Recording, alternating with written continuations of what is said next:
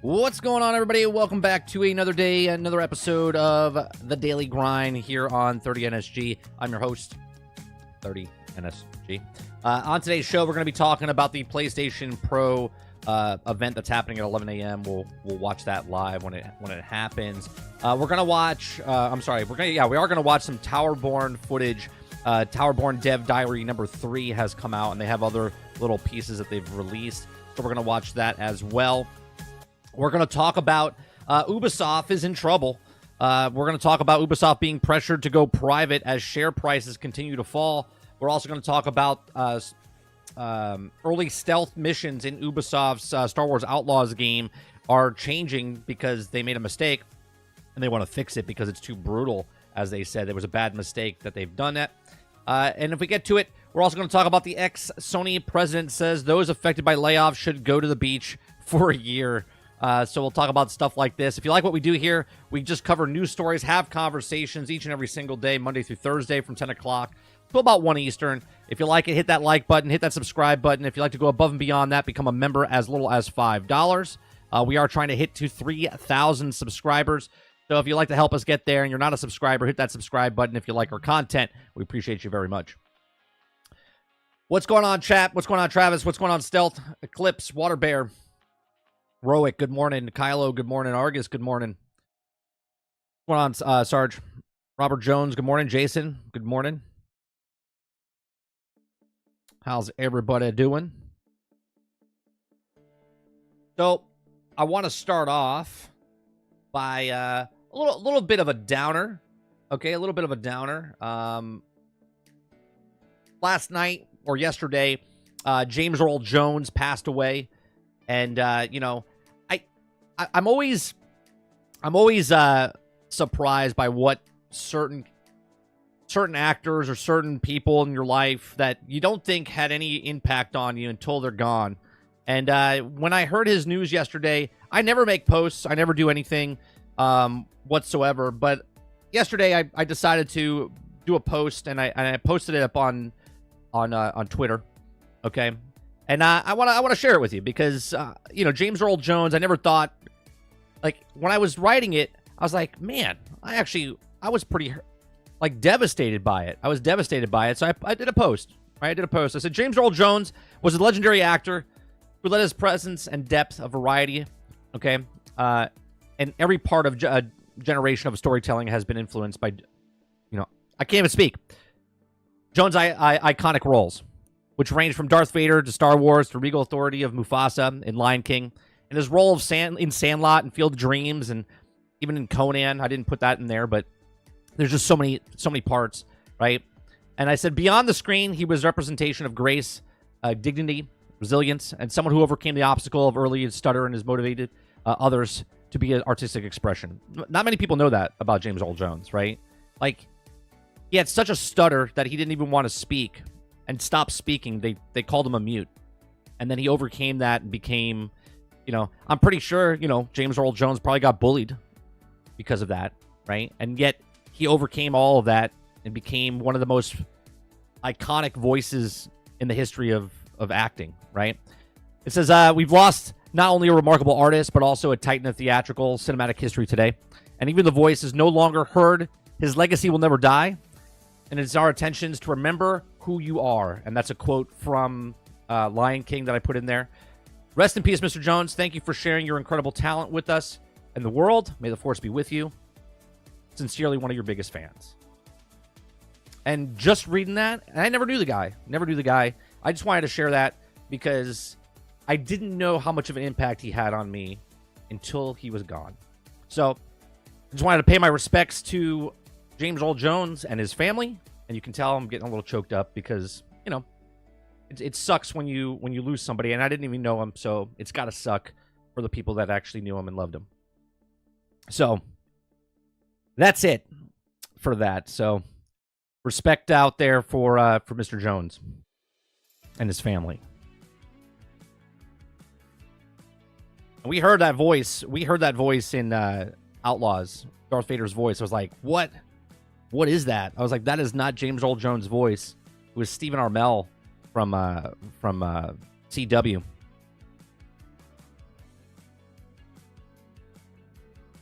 So, let me get my little composure back here.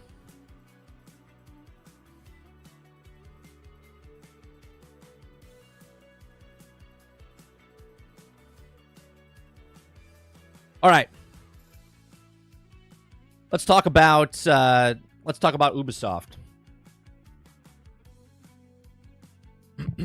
Let's talk about Ubisoft. Eclipse says, this is what happened to me when Dragon Ball creator died. I cried for a whole day.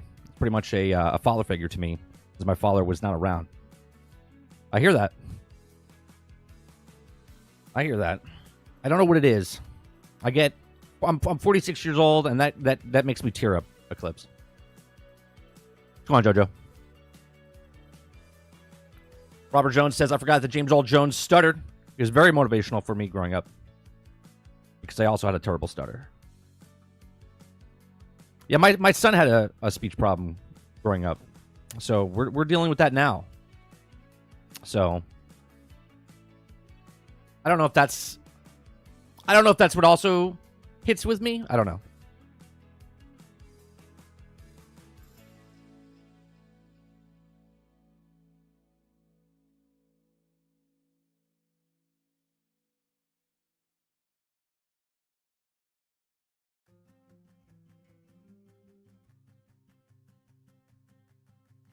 Can you imagine if I actually knew the guy?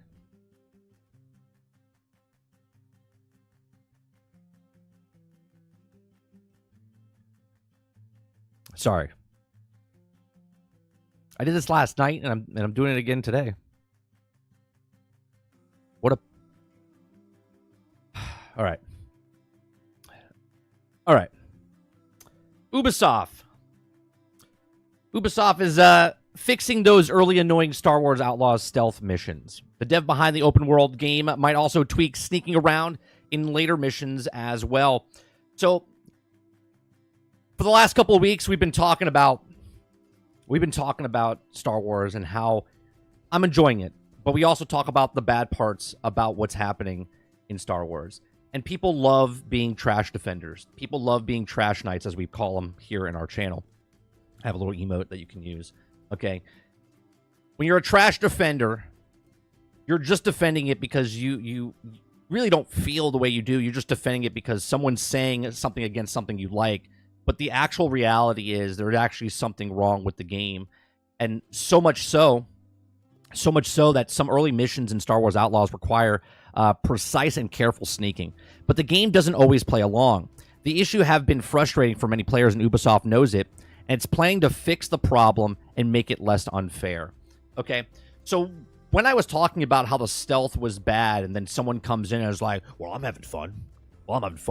You're fundamentally missing the problem with the actual game.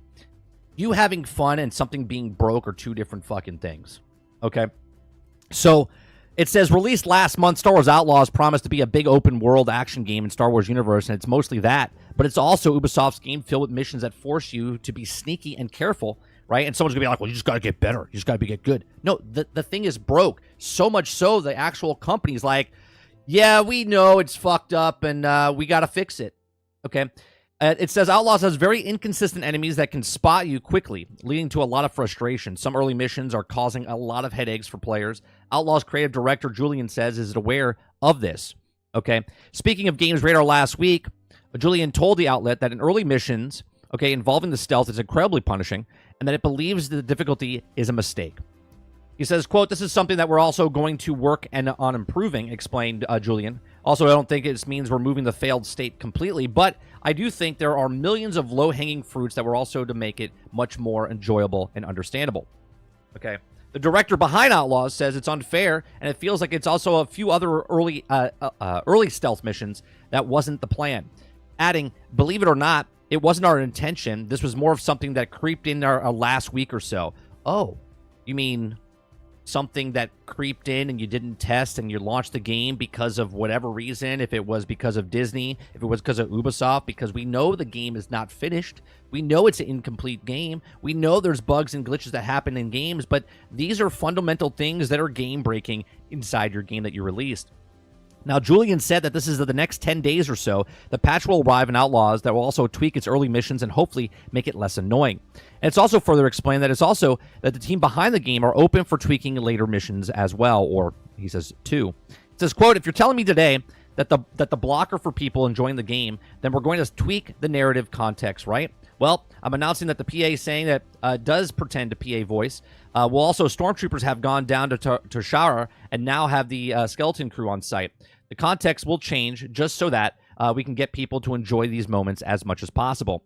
Sounds good to me. I didn't find the stealth in Outlaws to be horrible or a deal breaker, but it docked plenty of people to unable to move forward to enjoy the game because some wonky, overly tough stealth sections.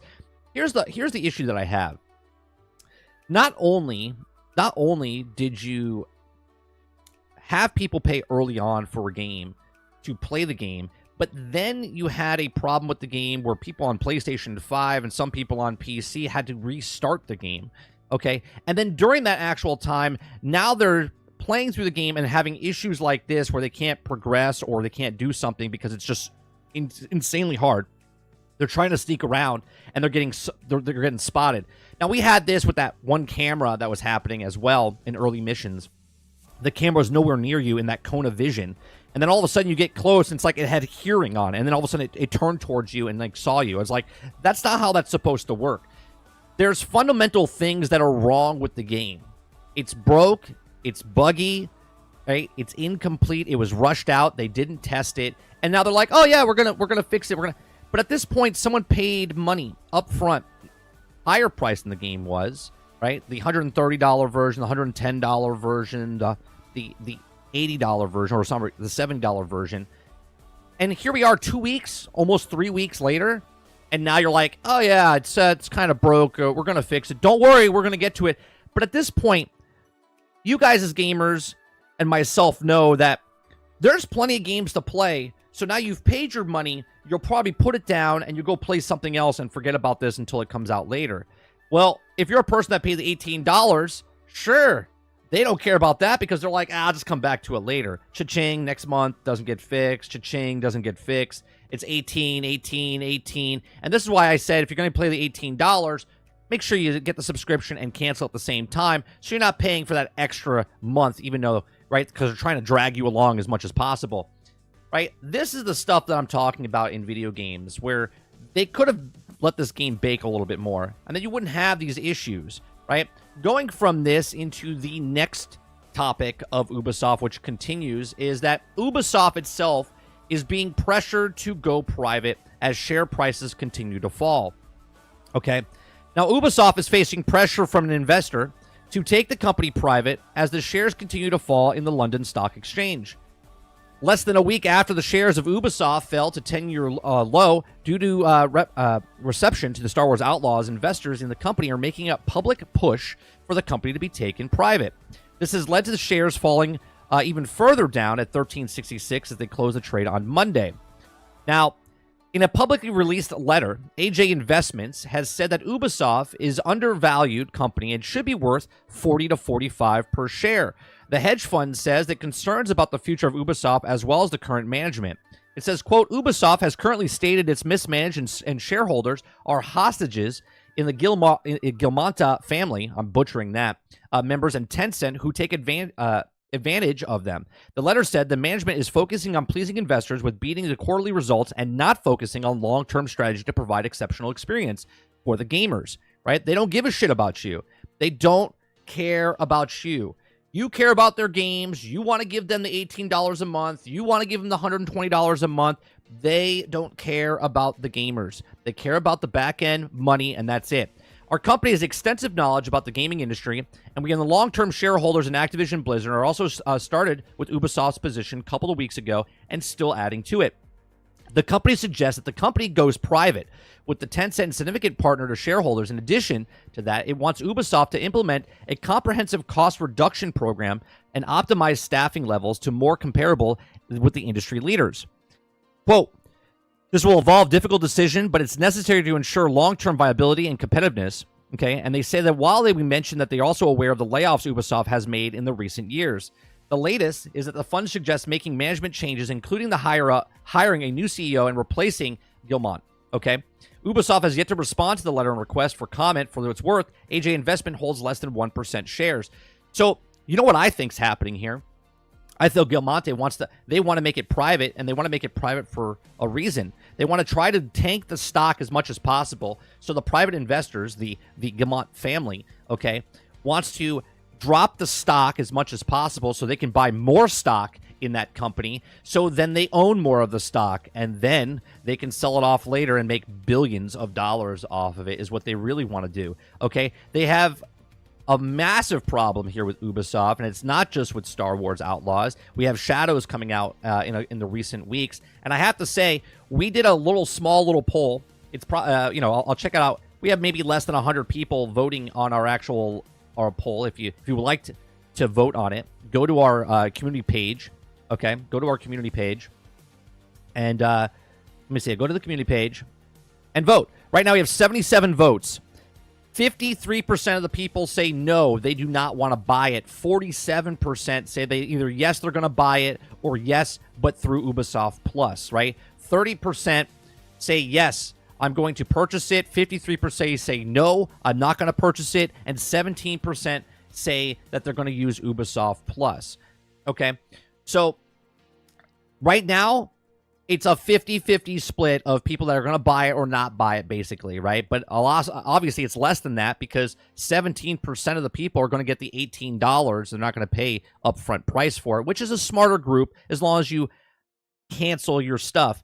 But there's a lot of problems going on with Ubisoft right now, and everyone just kind of wants to wave it away. And again, if you're just a gamer and you want to be a gamer, by all means, put your blinders on and just play the games you want to play.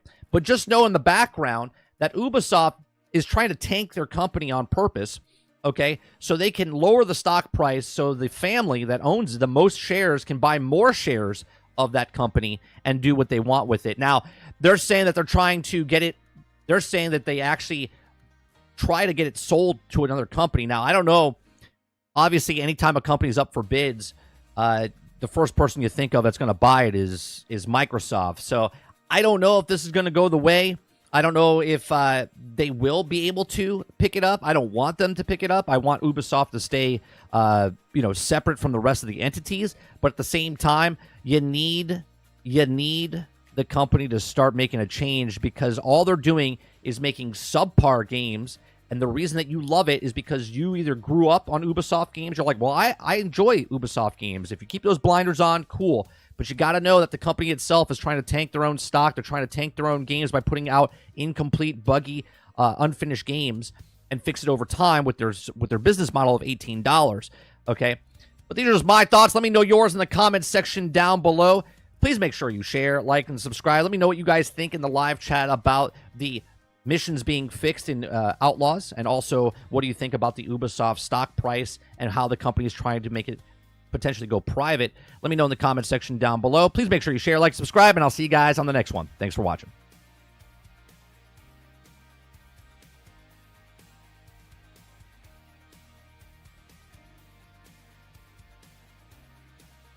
East Vandal says, trash defender, a.k.a. corporate simp. Salty says, more like, yeah, we know it's broke. We know when we released it, you fools, and we'll fix it whenever. That's right. They already got your money. They already got your money. If you're a person that paid $18, if you're a person that paid $70, if you're a person that paid $110, if you're a person that paid $130, they have your money. They don't care. They don't have to fix it. They can sit back and go, yeah, we're fixing it. Don't worry about it. Guys, make sure you take about six weeks. That way we get another $18 out of those people, right? Because remember, it's been out for, when did it come out? Come out the end of August, right? And now, so people probably picked it up on the 21st, 23rd, or whatever it was for the subscription model. And if they, right now we're at the 10th. If you wait another 10 days, we're at the tail end of, they might push it just enough where you have to wait one more month so they get the fixes in there. Who knows? We'll see. We'll see. Jason says, hey, Ubi, how are those shares going?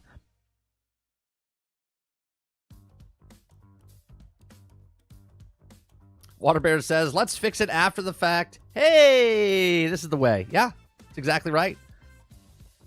There's so many games to play at this point. I bought Final Fantasy Rebirth when it came out, and I haven't even touched it. But do you see the problem, though, Water? You bought it, but you didn't play it, right? You could save that money and pick it up down the road and get it for a cheaper price.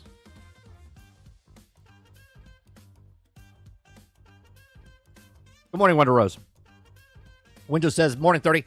At same time, it sucks when they fix later because you probably will have already beaten the game and now it doesn't matter that you're making things easier. Yes, I'm done with the story. It does not affect me in any way, shape, or form because what's the likelihood of me going back and playing the campaign again? This is the exact point I have with people are buying the games, you pay up front, you're getting a worse experience, and they fix it after the fact, and people by that point have already moved on. It's so frustrating. It's pronounced Gilman. Gilman. Okay. Appreciate that, Sarge.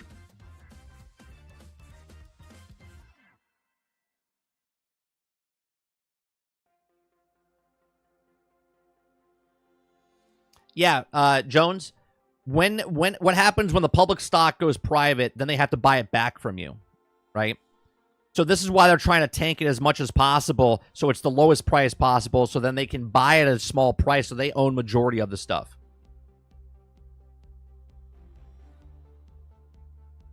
Instead of taking the $120 in buying an Ubisoft game, potentially, maybe you guys should take the $120 and put it towards, I don't know, 7 to 10 stocks inside of Ubisoft.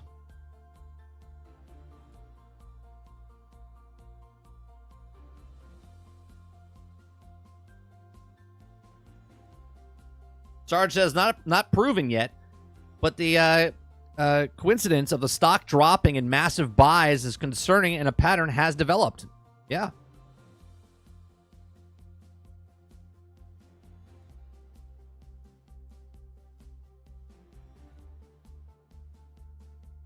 There are rumors before them wanting to be bought. Yeah. Who made those rumors? The Guillemot. Right? They want to be right? They want to be bought.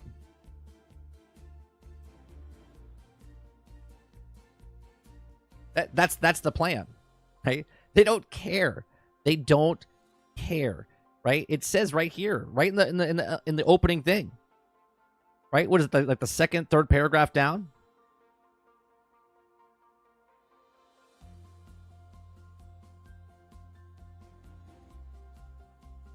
Right here.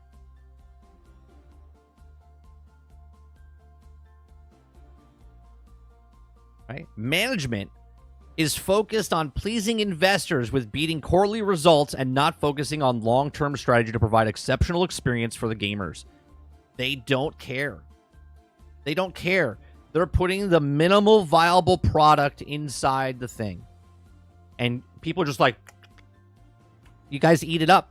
You eat it up. Windsor says, I almost feel like the indie devs, like Towerborne, is at the point where they better enjoy the games nowadays, or is that just me? There's always more completed or actually worth giving. I wouldn't use Towerborne as an example, Winzo, just because the game comes out today in early access. Technically, it's not a complete game, all right? Well, it's not technically. It's not a complete game. And they're charging the $25. That's a bad description or an example I would pick, right? There's plenty of other games out there from small independent developers that make a better game than what's out there now. There's so many companies that you can purchase from. There's so many game companies that you could. Yesterday we talked about it.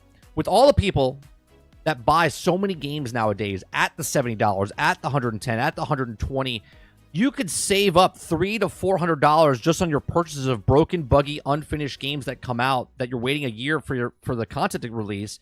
That you could take that money and invest it into something else, or you could go buy a different game.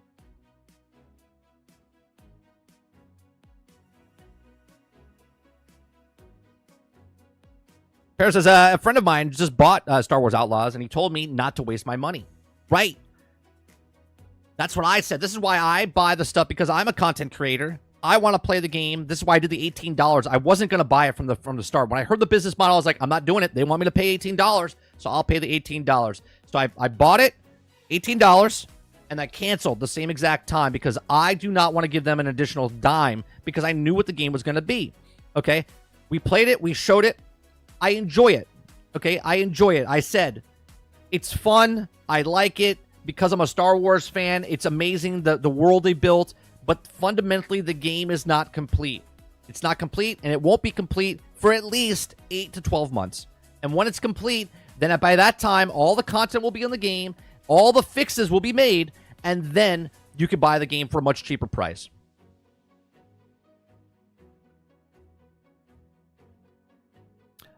I guess because, it was coming from the Banner Saga. It was successful for them. Oh, yeah. Winzo, I funded these guys, the people that made Towerborne. I funded them when they were on Kickstarter, way back when, making Banner Saga. Okay? When someone talks about supporting the devs, that does not exist in a AAA landscape. That does not exist in the AAA landscape. That exists for independent developers like Cuphead. Independent developers like Tunic. Independent developers that are like 3, 5, 10, 20 people that are standalone company that are looking to make a game and they go crowdfund or they do stuff like that. Those are the people that you're like, you know what? That game looks great. Their vision looks good. I want to support them. Cool. Okay? Because those guys are not getting a paycheck and stuff. But people that get picked up and bought out and they work for Xbox or Sony or Nintendo or Activision or Blizzard or EA or any of these things, and everyone's like, well, I got to buy those microtransactions. I got to buy the skins because I got to support the developers. You're not supporting the developers. Developers have already been supported. They already got a check. They're already getting paid. They already have paid vacation and leave time and all that stuff because they're part of that world unless they're contract workers, okay? The people you're making with the microtransactions then is people like Pete Parson, people up in the upper chains that are just taking the money and buying more cars, more boats, and you could do what you want with your money. I'm talking about the CEOs, but you're not supporting the devs. You're not supporting the devs, okay? Because the corporate greed doesn't give a shit about you. They don't. They don't care. Again, I'll show it again. This is what they care about. Okay, this is what they care about. Management is focused on pleasing investors with beating the quarterly results and not focusing on long-term strategy. Okay, and not exceptional stuff for gamers. For the gamers. They don't care about the gamers. They don't care. It's a minimal viable product.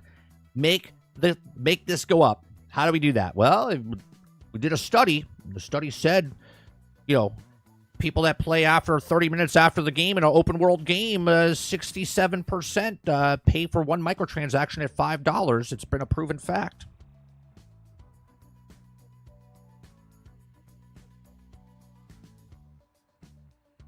Rogue says, if you want a game, put it on your list or wish list. I keep watching it until it goes on sale, then I get it. Right? And that's your right as a consumer, right? Make a product. If that product sells you, right, then buy it at full price. But make sure when that game comes out full price that it's actually working and not a minimal viable product. You guys love Space Marines 2 right now. Fantastic game. But it's a minimal viable product because the game is being locked behind time. Not money, but time. Winzo says, exactly, this is why I feel I deserve the money because of their track record, making something not truly looking unique and different with Towerborne. We'll be playing that tonight, by the way. We'll be playing that tonight. And we're going to watch some footage after the PlayStation event that happens. Eclipse says, you know what I'm impressed by? The people that are making Kingdom Come Deliverance. They're giving the second one for free to people that also supported them and the Kickstarters for the first one. So cool. That's because that's goodwill. And I'm assuming, Eclipse, I don't know them personally, but I'm assuming they have, they believe in their product. Unlike the people that made Redfall, unlike the people that were making Greedfall. What's the deal with fucking putting Fall and having problems in development? Redfall, Greedfall, Babylon's Fall. Just stop putting Fall in the fucking name. Quintar says corporate greed doesn't even care about the employees as shown with the layoffs, and then they get a bonus. Right, Quintar, I didn't even think about that. The people that made the game and put the game out there, they get screwed over it. Mana, right? The one that just came out. The studio's done. The game just launched. They laid off the entire studio. Fantastic, right? Got to support the devs. Got to support the devs.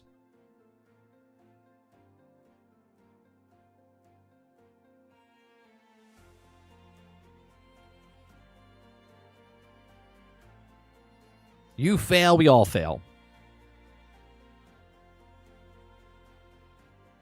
Julian is heading over to work on Division 3, which is left Division to work on Outlaws. Well, they're supporting it. At least this is what they've said. Now I want to trust Julian. Julian said we're still going to support it as long as we can. That could be 30 seconds after the interview. He says what he says. He comes out of the room and upper management goes, Julian, we need you to move over to Division 3. He's like, but I just said that we're going to support the game. He's like, yeah, we got Todd and Susie over here. They'll take care of it. You go over to Division 3. That's what we need you to work on.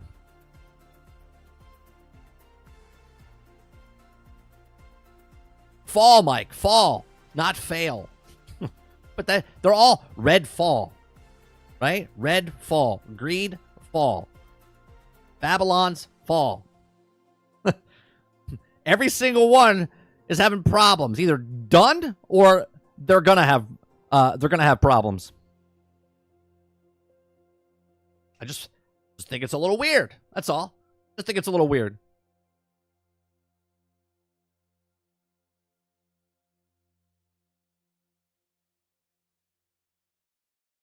All right, it's 10:30. We still got some time. I don't want to watch the Towerborne stuff yet. We have some PlayStation stuff we can talk about here.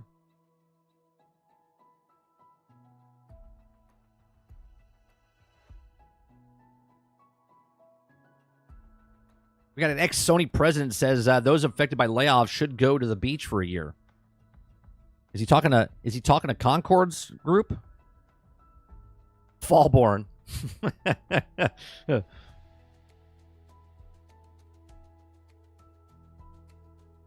PlayStation is king? Is it? I mean, you're right. No, I'll agree with you, Roadkill. They're king. They're king of hitters and the worst game ever in the history of releasing. They cover their whole spectrum. They cover the whole spectrum.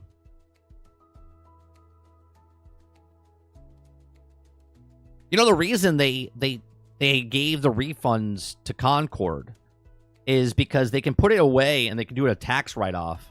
They do this with movies and stuff as well, right? They just pull it all. They don't release anything, so they can do a tax write-off for it. That's why they did all the refunds and gave all the money back to like Target and Walmart and all that stuff. They'll eat that so they can do a tax write-off, and they'll put more money into it. And if it's still, they can come out later and then they can put it underneath the books next year, right? They can put the books under next year.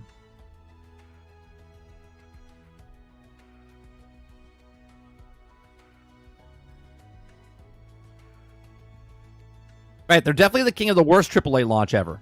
That's right. They covered all their stuff.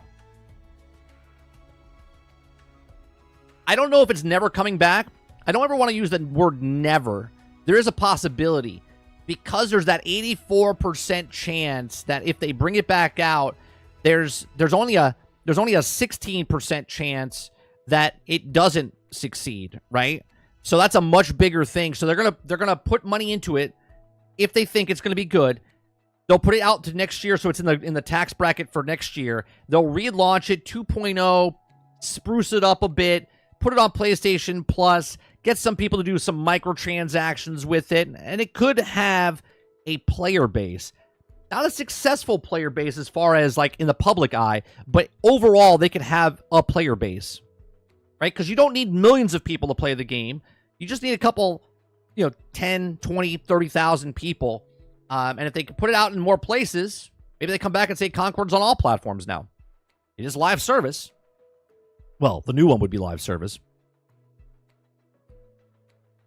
Windows says it's almost guaranteed that the PlayStation 5 Pro that they announced, the price will be $599, $699 because the base console is still high already. So no way No way this is me won't buy it even higher. Yeah, if they come out with a more expensive PlayStation than what they have right now, I'm still not buying it. There's still going to be a bottleneck in that system, right?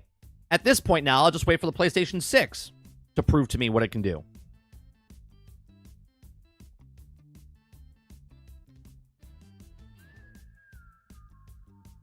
Robert Jones says, I should sue Sony for closing Concord, win the case, so they're forced to keep it online and lose the tax write-off. Well, did you guys see this? Hold on, let me show you.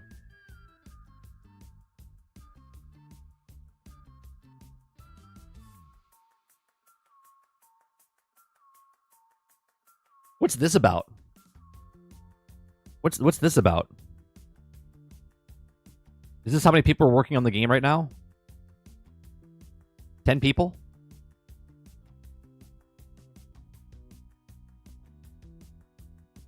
The game's done.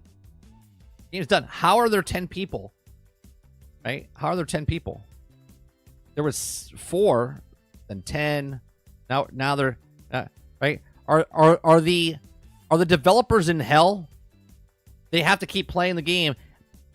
I don't think it's dead. And I'm not saying it's not dead because of this. I'm saying they're working on it. They're working on it.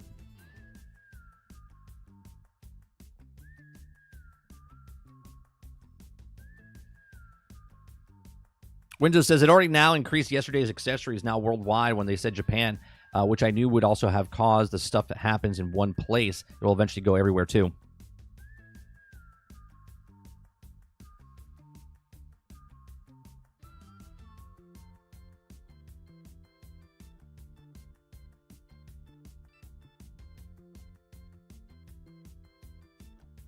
Let's see. Parabellum says, how long can Ubisoft survive with stock levels that are the hostile takeover levels? Well, that's what they want. They're trying to do a hostile takeover. The investment firm is trying to do a hostile takeover because they know what's happening. They see what's happening with Ubisoft and the family that owns Ubisoft, and they're trying to push them out and put someone else in place. So it could happen faster than we think for the hostile takeover.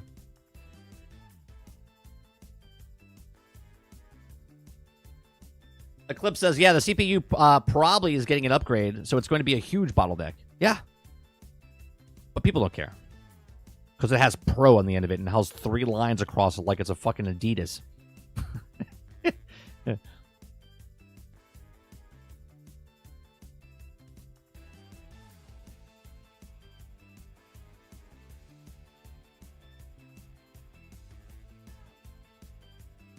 Kurt says, I mean, it's to have a PlayStation. I have a PlayStation 5, and it seems like there's just no need to upgrade to a PlayStation 5 Pro.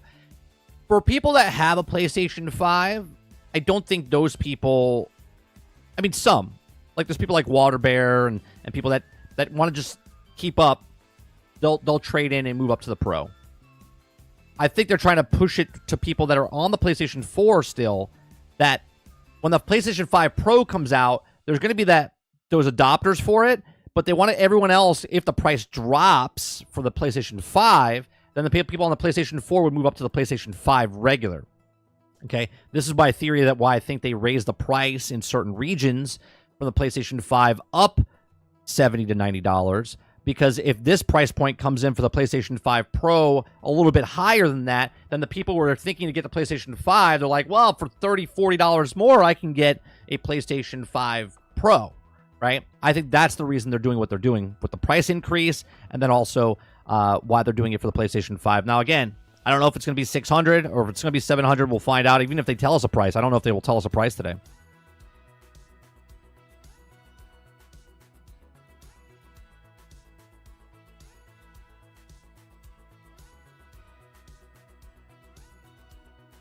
Those are the devs stuck in the game saying, we made this game. Why did it fail? They should have put it Con-Fail or Con-Fall. That's what they should have named it, not fail. Con-Fall. Then we would have known why it failed. Altern says, I bet that is the professor and her students trying to figure out how to make a shooter game. That's 5 points to all turn. I like it. Bringing in yesterday's stories, bringing it today. 5 points for all turn. You're the leader so far today, all turn. 5 points rewarded to all turn.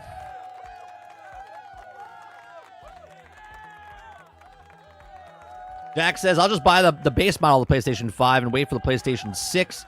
The Pro is not worth it.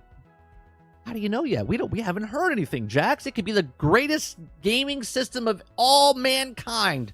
That could be just 20 minutes away from us. 20 minutes away.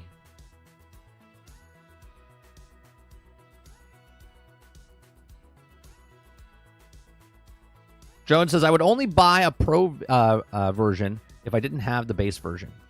Right. And this is what I'm saying. If you don't have a PlayStation right now, which is everyone in the PlayStation 4 that still has PlayStation 4, right? You would look at it and go, do I want a PlayStation 5 Pro? And you're like, if it's $600, you're like, I'll get the regular PlayStation. But you're like, if it's close enough in price, you're like, you know what? I'll get the PlayStation 5 Pro, right? That's why I think they made the price what they're doing.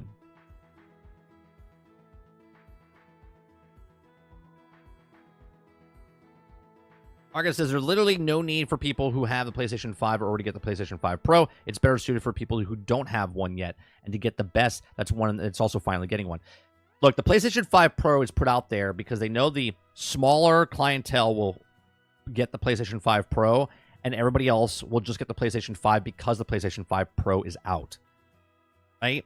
It's the higher tier. Look, Xbox did this. Xbox did this with the S and the X. Right? If you want to put it as the S and then the S Pro is what the X is, okay?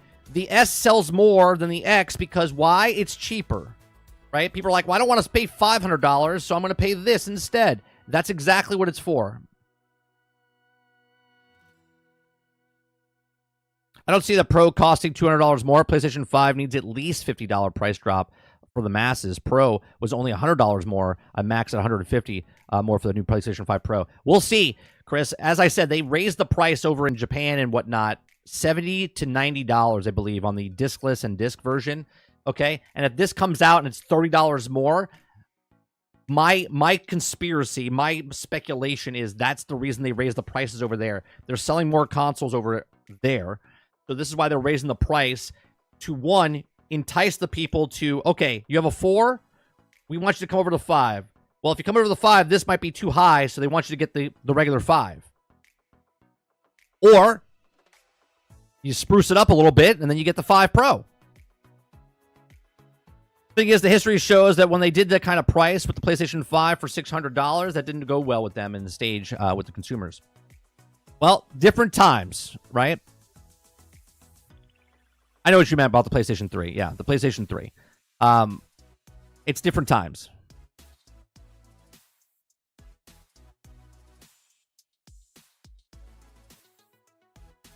What if it's a new VR headset? Well, we have a story about a new VR headset in the works, Ron. We have a story about a new VR headset working on the works for PlayStation.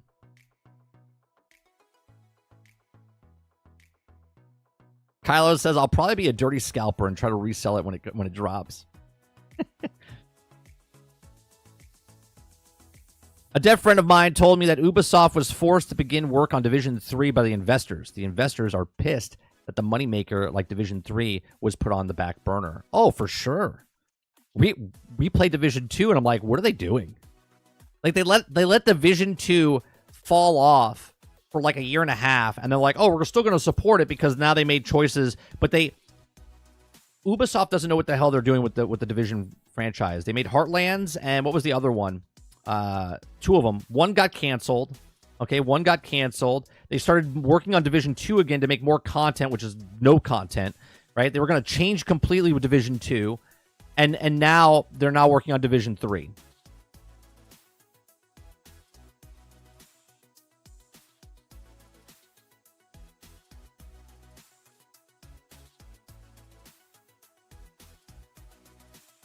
The PlayStation 5 Pro turns out to be the Xbox Series W.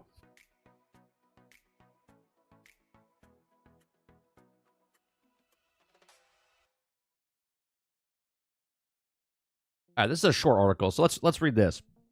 You guys like what I do here? We just cover news stories, have conversations. I do this Monday through Thursday from 10 o'clock in the morning to about 1 1 p.m. If you like to hit that like button, hit that subscribe button. If you'd like to go above and beyond that, become a member as little as $5. Okay. Ex-Sony president says those affected by layoffs should go to the beach for 1 year. Okay. Ex-Sony president Chris Deering has said that those affected by the recent industry layoffs should find a cheap place to live and go to the beach for a year. Right? Like, don't work, just retire for a year. Okay. The comments come from the latest My Perfect Console podcast, where the host Simon Parkin and Chris Deering talk about the recent widespread industry layoff. Speaking on layoffs, Deering said, "I don't think it's fair to say that the resulting layoffs have been greed. I've always tried to minimize the speed in which I added staff because I always knew there was also would be a cycle, and it didn't want to end up having the same problems that Sony did at Electronics."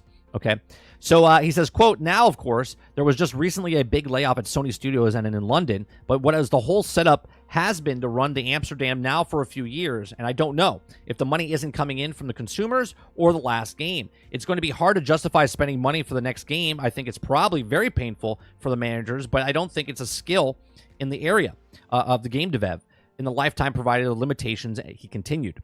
Deering then went on to say, "It's still where the action is, and it's also the pandemic, but now you're going to have to take a few figures out on how to get through it.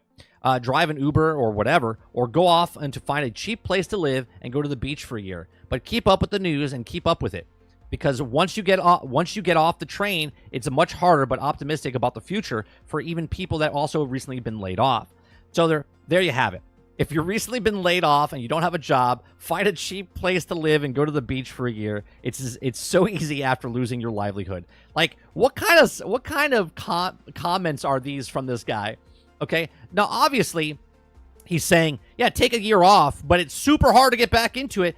And I can speak on that from the film industry. Like right now, if I wanted to get back in the film industry, okay, it's not as just easy as picking up the phone and saying, "Hey, I'm a 20-year veteran of a first puller, AC camera operator and whatnot." People look at that and go, "Okay, great. Get back in line. We'll call you. We'll get you on a list," right? And the only way I get more jobs is that if more jobs come in, because it's the same 6 people locally or the same 10 people locally that get all the jobs, okay? And it's about who you know. In the video game industry, I know it's sort of the same way because I have friends in the business, and that once they leave that job, they have to work or wait for a position to open back up. And it doesn't matter if they were a senior designer at one point. They have to work back in because that's the only way they can get back in. You have to go back to the bottom ladder. It doesn't matter. But then what happens is, when you work on a job like that, let's say you were a senior on one job, and all of a sudden you can't get a senior position on the second studio. Well, now you come back in as just a regular employee, working your way back up. But now there's a 23-year-old that's a senior developer in front of you, or a 25-year-old, and you're in your 40s, and now you're taking stuff from a younger person, and you put in your time, and you have more experience than them, and you don't want to deal with them. And that's when stuff happens, right? That's when people start to banter back and forth, and they don't get along, and the teams don't work out well, okay? And that's the problem once you stop working. Yesterday, we did a story about the people with Concord. Concord developers we don't know what's happening. People don't even know if they want to work in the business anymore. They don't even know if they want to be artists anymore because of what's happening with Concord. And that's it. It's a hard thing, but to tell these people to take a year off and then tell them, "Oh yeah, well, you're going to get laid off. It's just that's what happens." True. But to tell them to take a year off and go, "Well, good luck to you trying to get back into the business," that's just idiotic. It's like, yeah, take off, but just know if you take off, you're not going to get back in because it's going to be super hard. Like, what is this guy talking about? What is this guy talking about? Right. Says the dude who got a bonus for layoffs. It's extremely competitive. Those of you that listen to me, I know there's not very many young guys out there or young girls out there. There's no girls out there, according to my YouTube analytics. Okay. But the people that are not in the career path yet, okay, it is very, very competitive. It doesn't matter what job you have. I've said this in the past. It's very competitive out there. Just make sure whatever job you have, just know that at any moment, at any time, especially now in 2024 and beyond, that you feel comfy, you feel protected at your job, or you're about to get a job and work. Don't take it for granted. Work your ass off. all the time. Do the best that you can, because look to your left, look to your right, because the people that work in that office with you are all gunning for you, for a promotion, for that spot, that one spot left over, and those people will backstab you as fast as they can when it comes down to it, and they're buddy-buddy with upper management, and they know layoffs are happening, and they're going to be like, hey, you want to go get some drinks later? All that stuff happens. This is reality, okay? So make sure that you're prepared and you know what you're doing at your job to be the best in the business, whatever it is, okay? If you're one of 5 art designers on the staff, make sure you're the best art designer on that staff, okay? If you don't know and want to be an artist, then you don't want to be an artist. Well, I think the people are just they're heartbroken, Sarge. They got the job of the thought they had it for a dream, and then it all got pulled out from underneath them, and they're like, well, I don't even know if I want to do this anymore.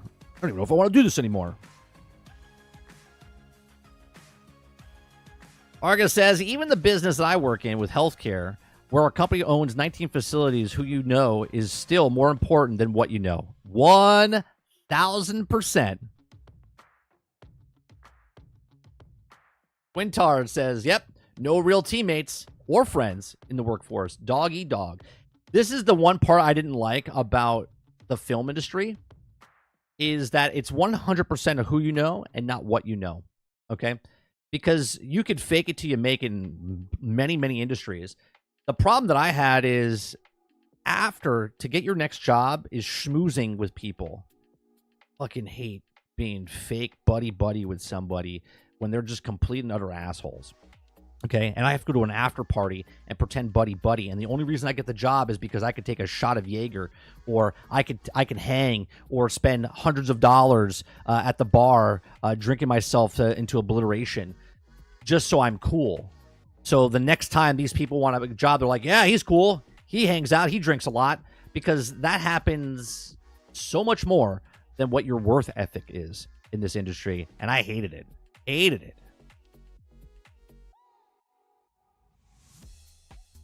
Confall happened, and now they're running scared.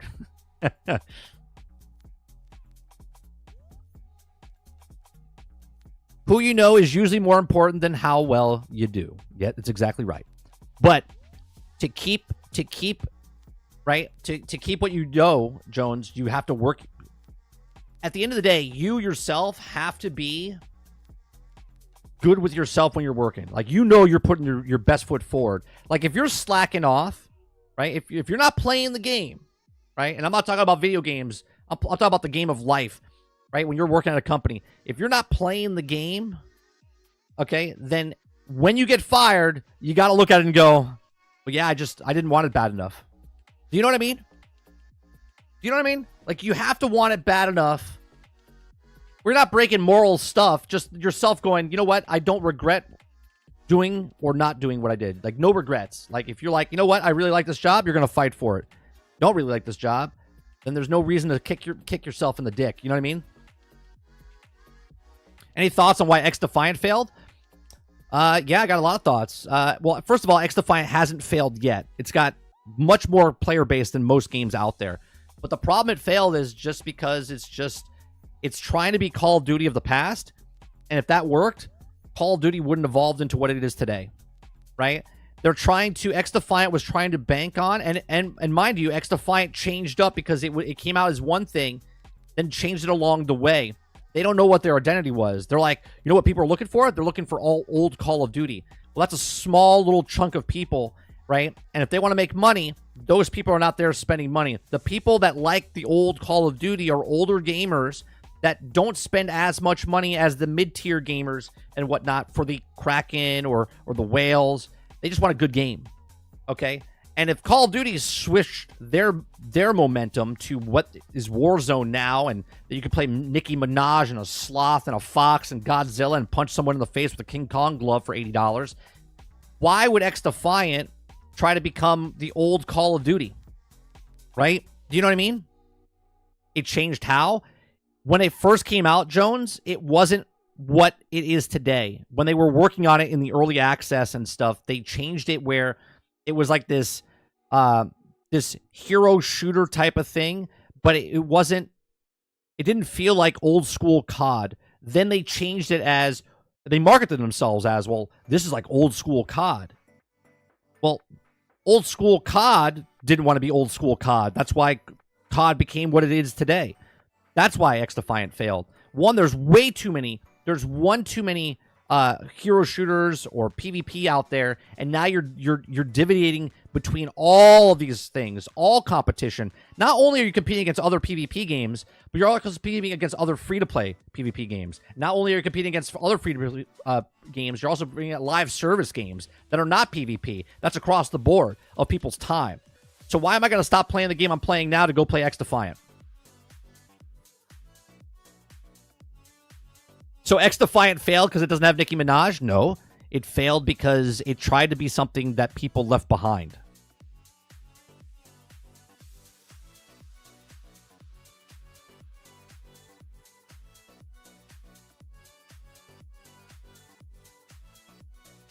Look at what COD is today to what it was originally.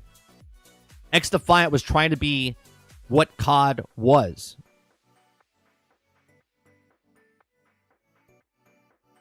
Well, of course it got stale. If you eat the same thing every day of the year, you're gonna be sick of it, right? Well, COD's been around for how many years?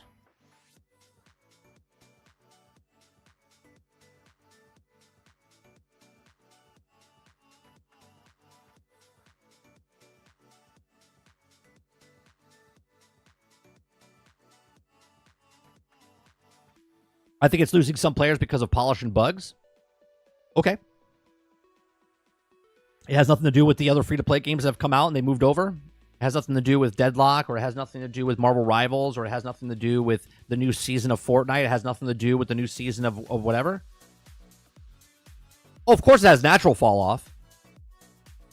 But I guarantee you it's more because the people are going to play other games. And if your business model is based solely on the amount of people that spend microtransactions in your game, you're going to have problems.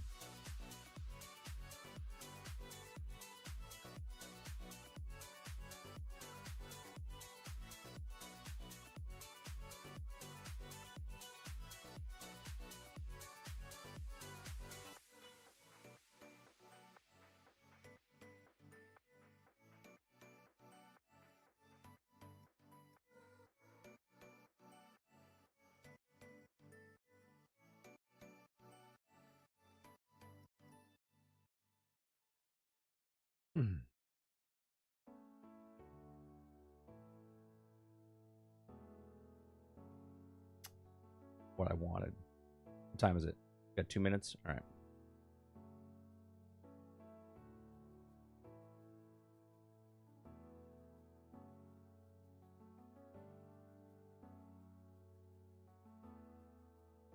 Oh, we got... That can't be right. Why does it say 16 minutes? Oh, it's not refreshed. I was like, what's happening?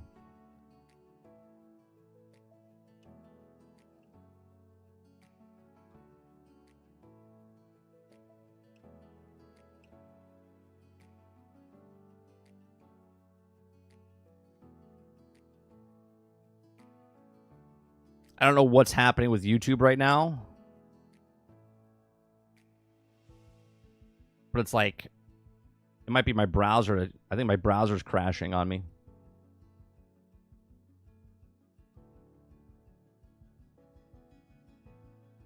All right, there it goes.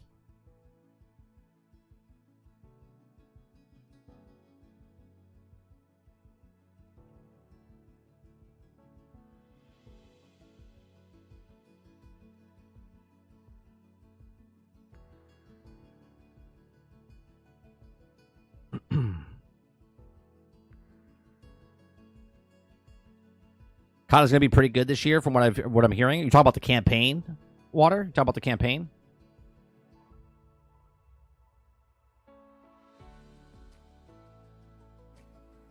All right, it says, Mike, did you hear about the Destiny news? I'm actually pretty happy with it. You talk about the Frontiers thing. I heard Azakross talk about it a little bit, but I was a little confused because I was picking up my kid while I was listening to it.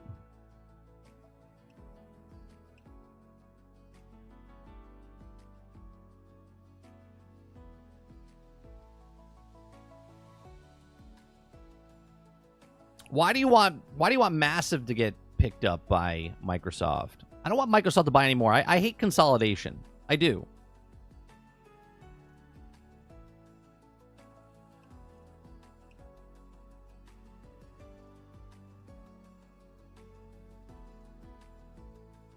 It's going to be Destiny 3 without calling it Destiny 3. Is that what it is?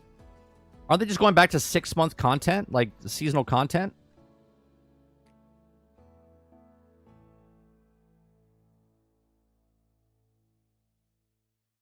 "38 seconds until everyone's life changes."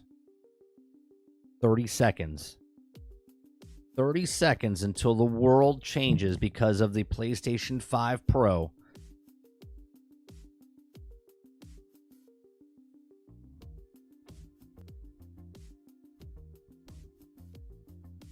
The whole game is changing? I'll have to look it up. I'm not going to look it up now because if it's a big, huge thing, then that could be a whole show by itself.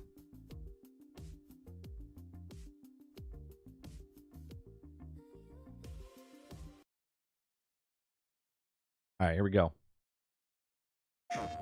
Hi, I'm Mark Cerny. I'm excited to be here to talk about the newest addition to our console lineup, PlayStation 5 Pro, and how it advances gaming technology. Looks like Norman Bates. But first, I want to take just a minute to look at what we put in the original PlayStation 5 and how it delivers an exceptional gaming experience. Aye. When PS5 debuted in 2020, it brought a lot to the table. 8 Zen 2 CPU cores form the brains of PlayStation 5 and enable high-speed complex gameplay, with character counts reaching into the hundreds and frame rates that can be as high as 120 frames a second. PS5 has a powerful RDNA 2 GPU, which can render anything from intricate details to fantastic worlds with vast panoramas to explore. Ray tracing allows for dramatic visual improvements, including reflections off of water or glass, and the realism that comes from real-time global. Did they just add co-op to this game? I saw something on Twitter. Custom SSD can load data at breathtaking speed, resulting in ultra-fast transitions between game worlds and data streaming rates so high that traversal speeds are essentially unlimited. You okay? I'm working on it! Tempest 3D audio tech brings an unparalleled sense of immersion to the sound of the games. With audio so real, you may not even need to see the enemies to know exactly where they are. Finally, the DualSense controller has haptics that let you feel through your hands what your character is experiencing inside of the game. It's wonderful to see such variety and richness of game experiences. Creators have made amazing use of the hardware capabilities, but when I talk to them, I do hear about their desire for more graphics performance. The dreams of the developers are bigger than can be supported at 60 frames per second, and that leads to an aspect of modern gaming that we're all familiar with: graphics modes. It can be a difficult choice for players. Fidelity modes emphasize the visuals, typically through higher resolution rendering. We're letting you do fidelity and These modes might performance also with the have PlayStation 5 enhanced Pro. detail or use more ray tracing. But the games only run at 30 frames per second. The visuals can be choppier and the controls less responsive. But we're still not letting you do modes backwards emphasize frame compatibility. rate and interactivity, typically choosing to run at 60 frames per second. Or up to 120. Mainly by reducing the graphical detail until those frame rates can be achieved. When asked to decide on a mode, players are choosing performance about 3/4 of the time. Removing that decision, or at least narrowing that divide, is one of the key targets for PlayStation 5 Pro. We want to give players the graphics that the game creators aspire to, Dude, I feel the high freaked out frame right now. rates that I'm sorry. players typically prefer. To do that, PS5 Pro substantially improves over PlayStation 5 in 3 ways. Here's what we call the Big 3.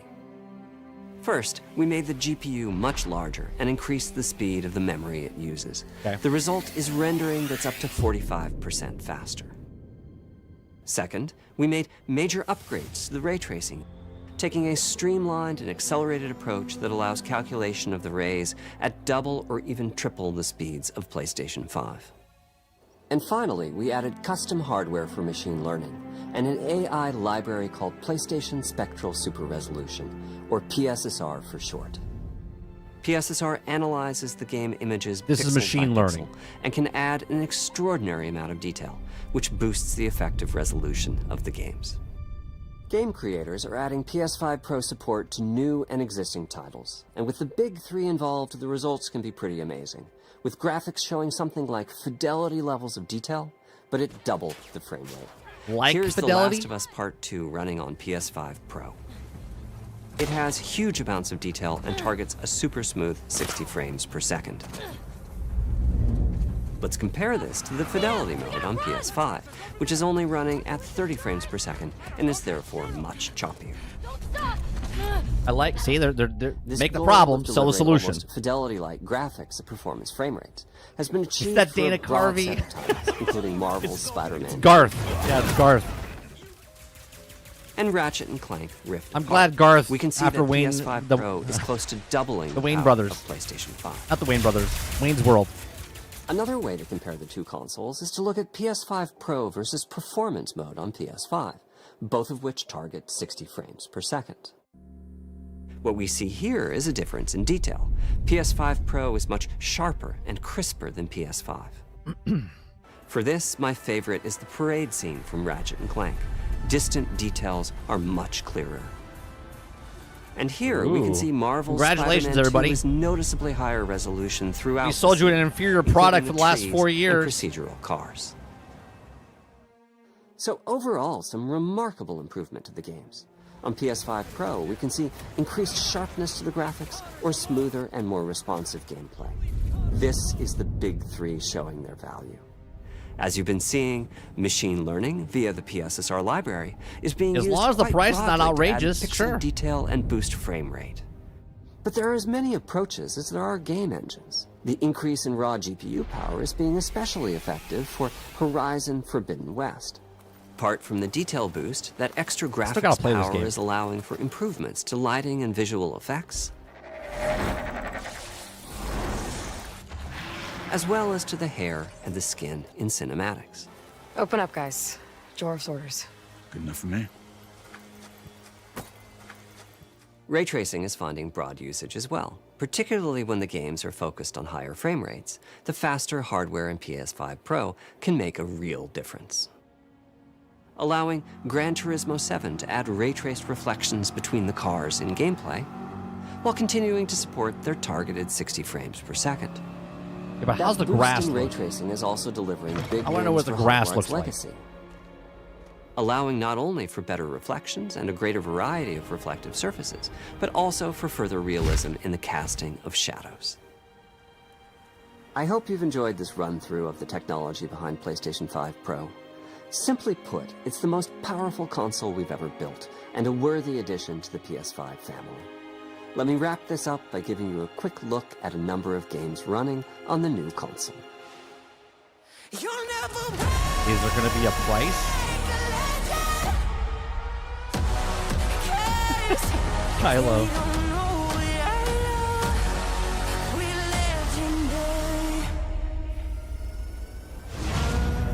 Don't let me hang it.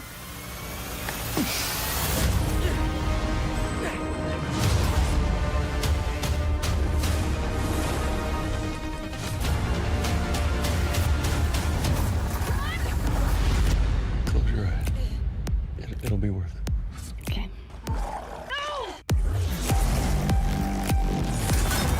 I'm so glad they're showing us a whole bunch of cutscenes. Did I do it? Oh, what is this? What's with all the neon?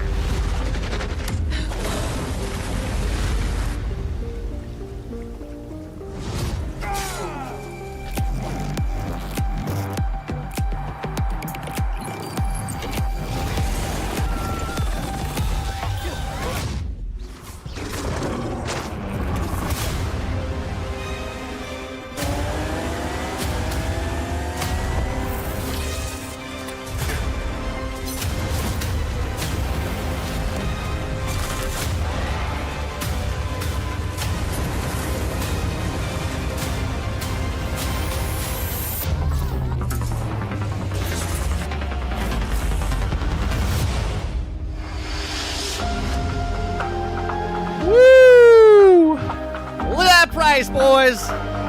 Look at that price. Suck it, you trash defenders. That's right. I knew it. I said it was going to be $700. Oh, they're not going to put it that high. They're not going to put it that high. Okay. Sure. Sure.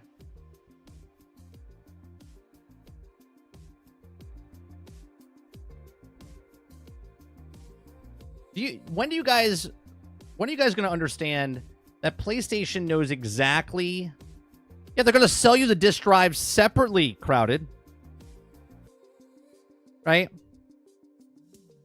PlayStation knows exactly what they're doing because the people that eat PlayStation, actually, I shouldn't even say PlayStation. The people that eat the company because they love whatever that company is, they're like, well, these people paid this much for this and this much for this and this much for this, and we know the price point, and this is going to sell so well because you guys love spending for like increment improvements, increasing prices. $700. Everybody in the chat right now is L's. Very few W's. L, mid. Where's GTA 6? $800 proof. This is it. $700. Right? Too expensive.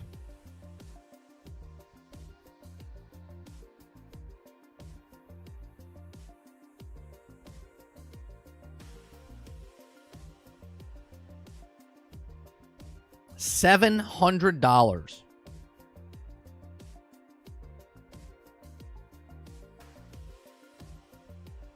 Oh, 100%. People will buy it day one.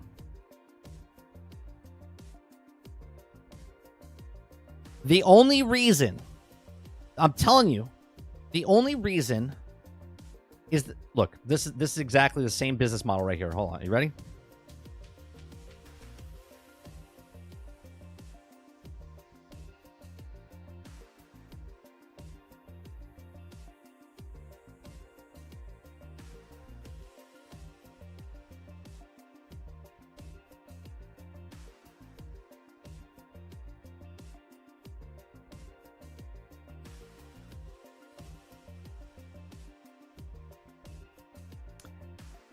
This is the same logic right here.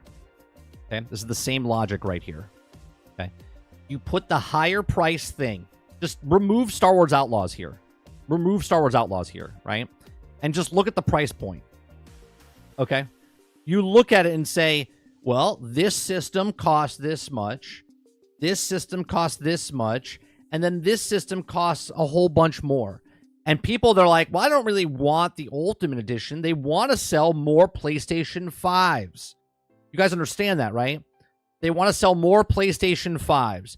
So if you make the problem and sell the solution's already been out. It's been out for 4 years, the PlayStation 5.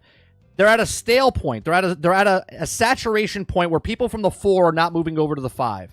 They're like, well, let's come out with the PlayStation 5 Pro. We'll make money off a certain amount of people that will upgrade to PlayStation 5 Pro. And the people that are over on the 4 now will come over because now that we made this $700, the $500 point or the $550 or the $570 looks much more reasonable. And people will come over and go, well, I guess that's it then. They came out with the Pro. Now I can buy the 5.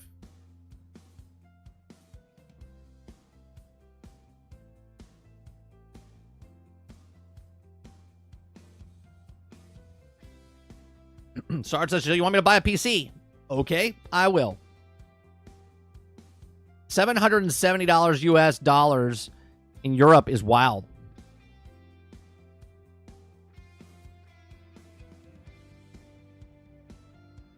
Kuda Papa says, when are people going to learn that Sony isn't pro-consumer? Well, I'm sure people will complain and go, well, did you see the upgrades? Did you see? You see that fidelity? Did you see that? You could run the game so much better? Oh, it's totally worth the $700. And that value is for each their own. Okay? Make the problem, sell the solution. The solution's already here.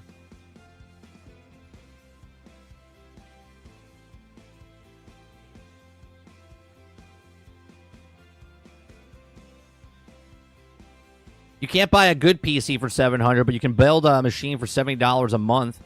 and just make it or just pay it off like you do everything else. Yeah, but even if you pay for a $700 computer, you would have better graphics and stuff than the consoles.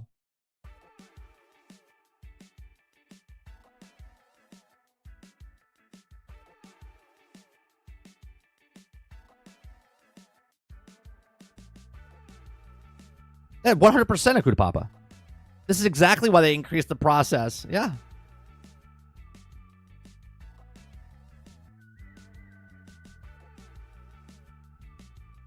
Oh, easy. Water. Easy. $1,500. Easy. Scalpers buy it all. You'll have a hard time finding them.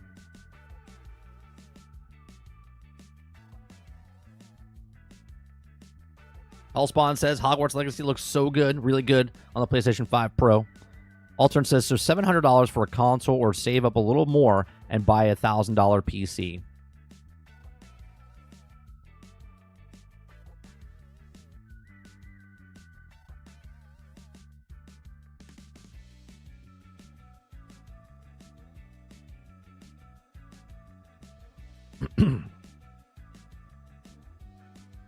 For that price, you'll actually be running 2K graphics at 60 frames, no upscaling.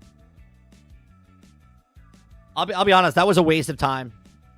You could have seen a tweet and would have answered all the stuff for you. A tweet would have done the same thing.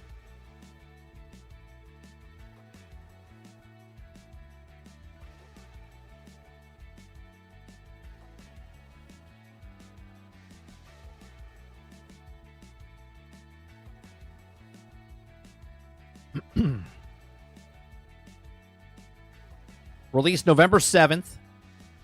Pre-orders will begin September 26th. $699 for US, $699.99 in what, Europe? $799.99. Jesus.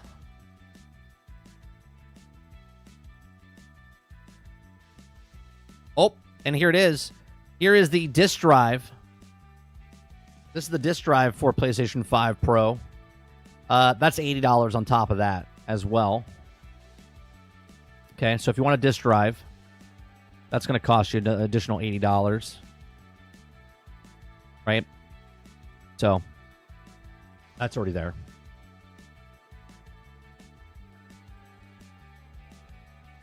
Yeah, I can bring up. Here's the price points. For vertical stand sold separately. Oh, man.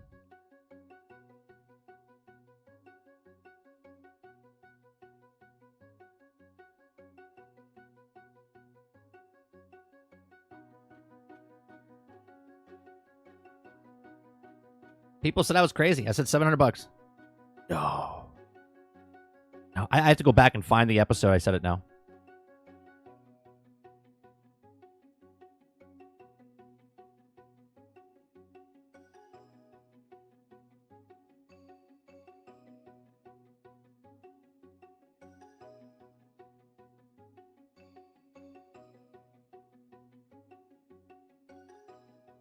Remember when they overpriced the PlayStation 3? Well, it's a completely different landscape of gaming now, Dupless. There's more people will buy this than they did the PlayStation 3. Right?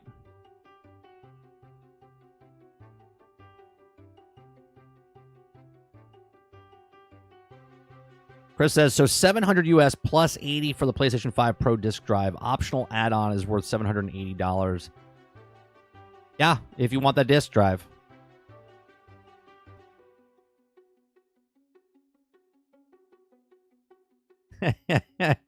Stell says, anyone need a kidney?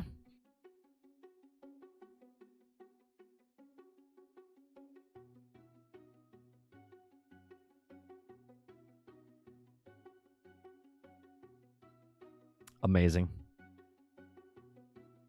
It's still 1 terabyte? I don't know, I guess. They didn't go into that. They just showed you that if you're playing on the PlayStation 5, you're playing an inferior product. It's shitty looking. It's slower looking. It's very choppy. That's what he said. It's very choppy compared to the PlayStation 5 Pro, right? That's what Dana Carvey said.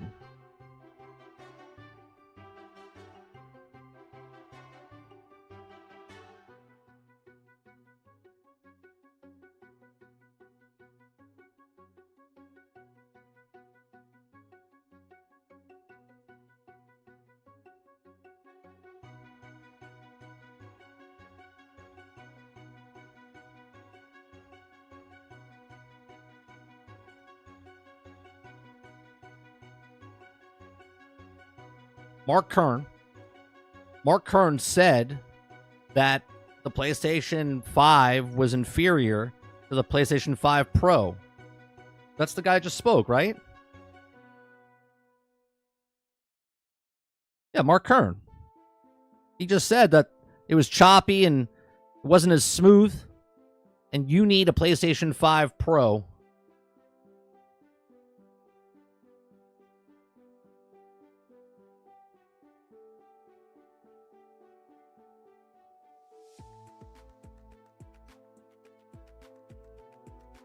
September 26th, Factor. September 26th is when you can pre-order. It's a 2 terabyte, and it comes with Astro Playroom pre-installed. Does it? You have that link, Stealth?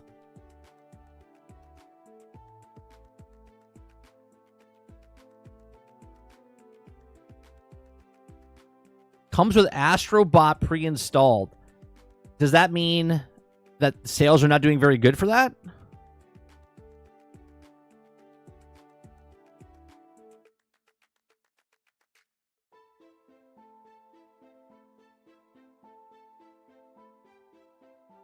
PlayStation blog. Okay, thank you.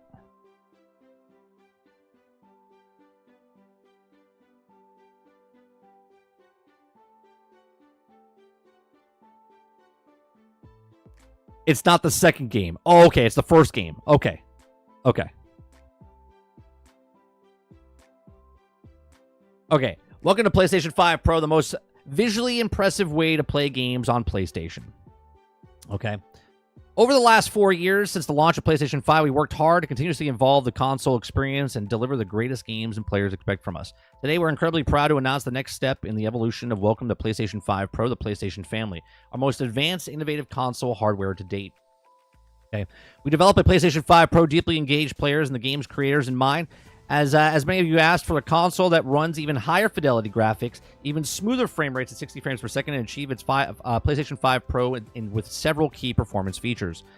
Upgraded GPU with PlayStation 5 Pro. We're also upgrading the GPU that has a 67% more compute unit in the PlayStation 5 console with 28% memory, faster memory.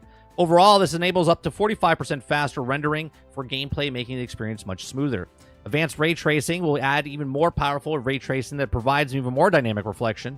Okay, and AI-driven upscaling, which also introduces PlayStation's Spectral Super Resolution, AI-driven upscaling that uses machine learning-based technology to provide super sharp images clarity by adding extraordinary amounts of detail. Okay.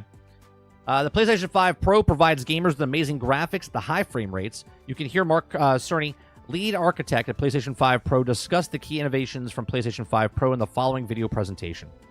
This presentation provides a deep dive in the performance, on which we just read or just saw. Other enhancements include the PlayStation 5 Pro Game Boost, which also can apply to more than 8,500 backwards compatible PlayStation 4 games playable on the PlayStation 5 Pro. That's actually probably the best thing they've said. Okay? So backwards compatibility with all those games. This feature may stabilize or improve the performance of supported PlayStation 4 and PlayStation 5 games, enhanced image quality for PlayStation 4 games, and also available to improve resolution on the select PlayStation 4 games. The PlayStation 5 Pro will also launch with the latest wireless technology of Wi-Fi 7 in territories supporting the standard. VRR 8K gaming are also supported. I wouldn't go, well, it does 8K gaming. I wouldn't put that in your head saying that, yeah, this is going to hit 8K. Okay? Remember when 4K televisions came out, but yet the industry didn't do anything with 4K, but it can hit it. Okay? So the humbling to see how game creators have embraced the latest technology from PlayStation 5 Pro, and several games will be patched with free software updates for gamers to take advantage of the PlayStation 5 Pro's features.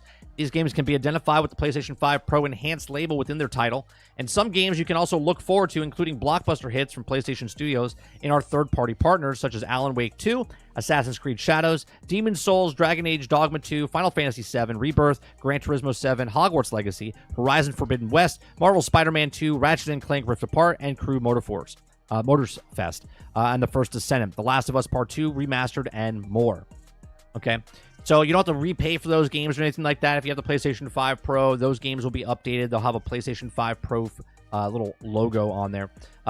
We kept look with the PlayStation 5 consistent with our overall PlayStation 5 family of products. You'll notice that the highest in the same size as the original PlayStation 5 and with the width the same size as the current PlayStation 5 model accommodated higher performance specs. Players can now add a Ultra HD Blu-ray disc drive or swap out the console covers and become available. PlayStation 5 Pro fits perfectly within the PlayStation 5 family and is capable of the PlayStation 5 accessories currently available, including the PlayStation VR 2, PlayStation Portal, DualSense Edge, and also the Access Controller. Pulse Elite, Pulse Explorer, and user interface and network services will also remain the same on PlayStation 5.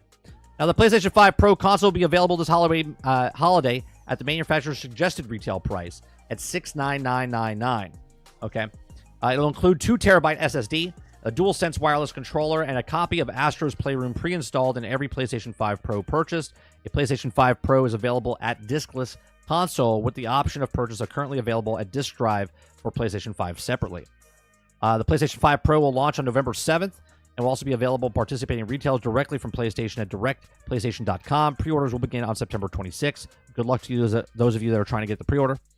Our PlayStation 5 journey would also not be possible without the millions of players also supported us through the years and have shared with us their love of gaming. Whichever console option players choose, whether the PlayStation 5 or the PlayStation 5 Pro, we wish you to bring everyone the very best gaming experience that fits their needs. So, there you go. So it comes with the PlayStation Astrobot Playroom, not the new one, the older game.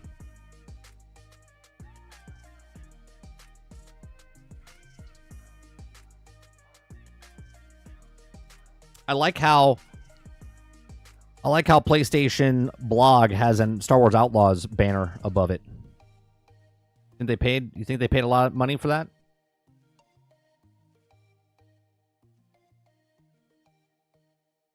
Kingard says, I don't understand the strategy here. Is it just a new product? Look, oh, shiny. Yeah, it just runs your games better. Their words, not mine. They showed a side-by-side comparison of PlayStation 5 and Pro, and Cerny said, do you see how choppy this looks? Less choppiness. Yeah, great.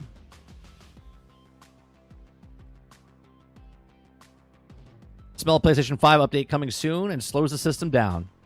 Maybe, Quintar. I still think they bring this out to sell more PlayStation 5s.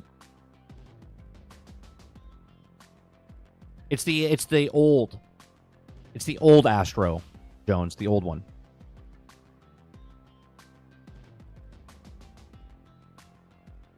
Yeah, it's the first one. Yeah. Kylo says, plan obsolescence. And the last mission, I believe, in Space Marines 2 is super long. I feel like I've been playing it for an hour. Well, don't tell me that, Nate. That means the other 5 missions are only 5 hours, and the last mission's 1 hour?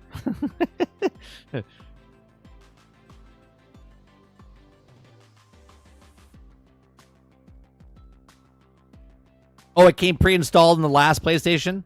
So it's not a selling point. Well, for those people that didn't buy a PlayStation, it's a selling point.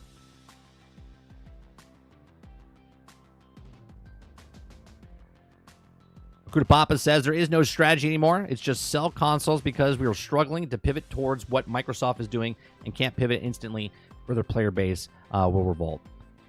I don't know if they'll revolt, Kuda Papa. I don't. Not yet. Not yet. I think they're fine.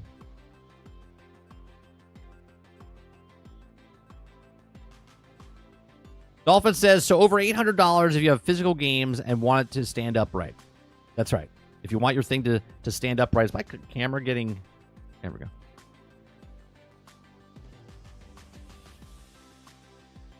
Waterbear says, you're going to hear different things from Xbox and ponies. Either they hate it or love it. I'm kind of not impressed, but it's an upgrade. Slightly. I can see it being a very hot item this holiday. Of course. Of course it's going to be a hot item, Water. Look, let me lay out the foundation how this works. Game comes out, pre-orders. Articles are going to be written that it's sold out in 26 seconds. Okay?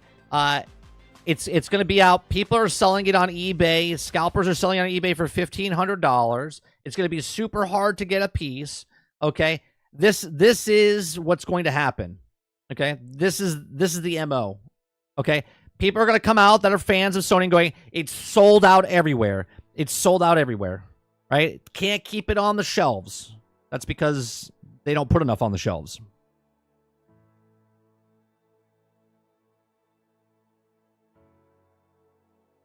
And that's not just with Sony. That's how consoles sell. That's how they do it.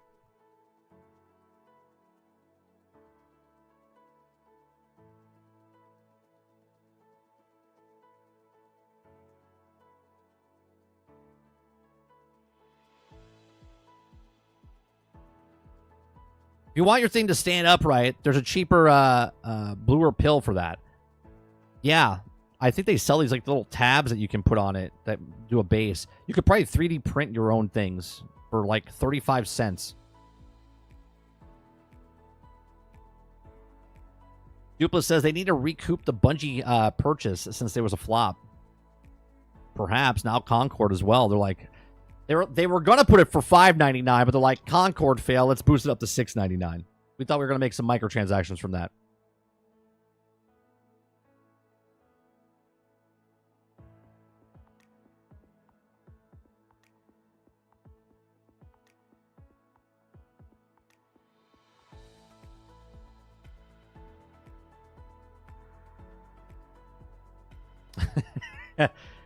Sarge says, I think I'll buy $700 worth of Ubisoft stock since it's so low.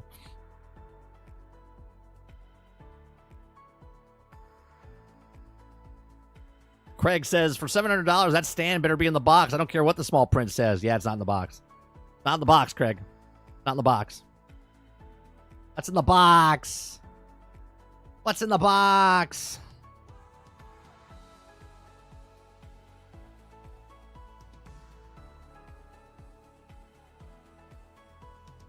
Speaking of boxes and things they like to resell you, let's talk about the PlayStation. Sony's patent hints at a new VR headset. Huh. Crazy. They just had a VR headset. Crazy. So a new patent. Okay, a new patent. If you guys like what I do here, we just talk about news stories, have conversations about those news stories.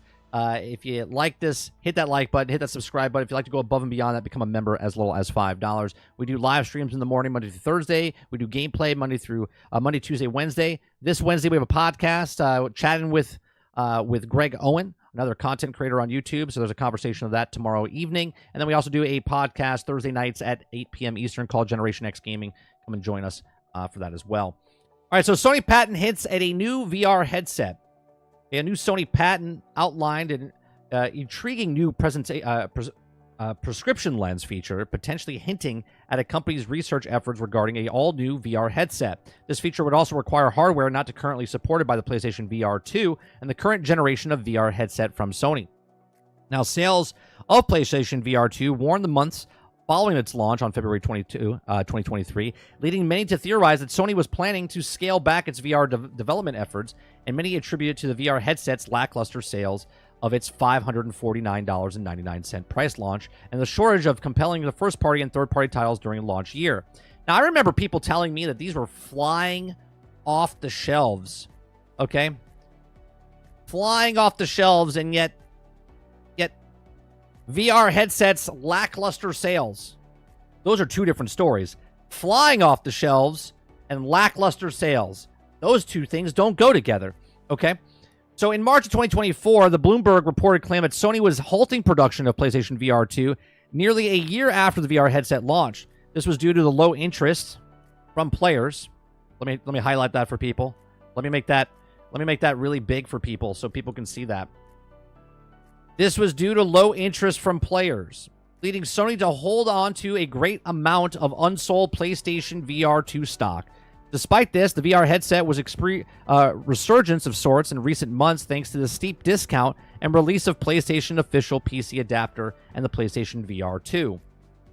According to the new patent and Sony, the company has researched a system that will also detect prescription lenses that added to the new VR headset. This patent was also filed back on March 4th, 2023, and made it publicly a year and a half later on September 5th, 2024. As shown in the patent, the main goal of the system is to reduce the bulk and overall weight that comes with the wearing of the vision correction eyeglasses and the VR headset with the PlayStation VR 2 at the same time. In the effort to increase comfort and overall convenience, the system lets users insert prescription lenses into the sockets and also head-mounted devices. Instead of wearing traditional eyeglasses, features like the eye tracking rendering would also still be supported on this new VR headset, and the HMD carries out many of the processes found in the PlayStation VR 2. Okay. So, the worth noting that the headset shown in the patent is not the PlayStation VR 2 headset, since Sony's current VR headset does not have a socket for interchangeable prescription lenses. It's possible that the patent could be describing a feature for all new revisions of the PlayStation VR 2 to capitalize on some of the newfound success from the summer. And also, the patent also be referring to the next generation of VR headsets that are currently in research and development at Sony. Despite the PlayStation VR 2 poor performance in the first year, the patent reassures that fans that Sony is still working on hard, innovative VR space. Featuring hardware shown in the patents are not guaranteed to come into fruition, but it also could be a sign of PlayStation fans may have more VR devices to look forward to in the future. Well, right, why would they don't want to sell you... Look, this is the way I think it's going to happen. You would think they would just add an add-on piece, which they could, to the already VR headset, so people that needs prescription glasses, they can just add that, like you detach something and then put that thing.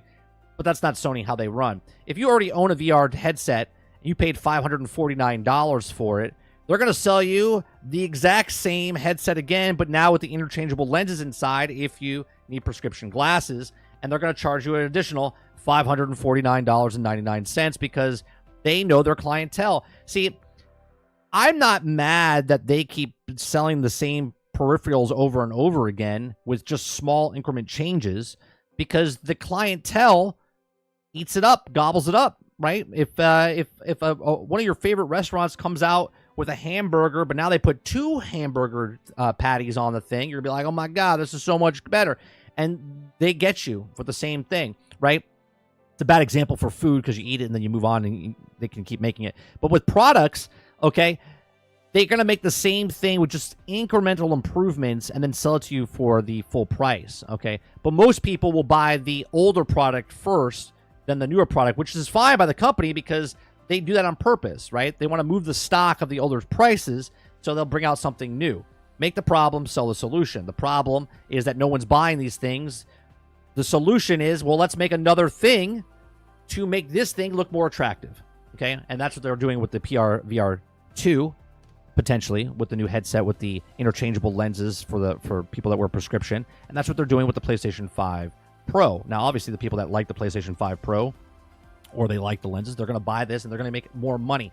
And this is the problem I've been talking about the entire time. The saturation point in consoles is a real thing, okay? The saturation point for consoles, the PlayStation has sold like 170 million, or 170, maybe it's 180 million, I guess now, for the PlayStation 2, if I'm not mistaken, right? The PlayStation 4 sold, I think, 120 million or 130 million, but they're never going to hit 200 million. The PlayStation 5 right now will not hit 200 million. There's a saturation point within the consoles, hence why Sony, hence why Microsoft, hence why Nintendo is looking for other directions to take, because there's no more room for people to buy consoles, right? This is why they're looking out elsewhere. If it's IPs to make films, IPs to move it into theme parks, IPs so they can move stuff. This is why Sony was just talking about what Hiroki Totoki was talking about, how there's not enough IPs. They're talking about how do we make more money with the stuff that we have. There's a saturation point. The saturation point is the saturation point,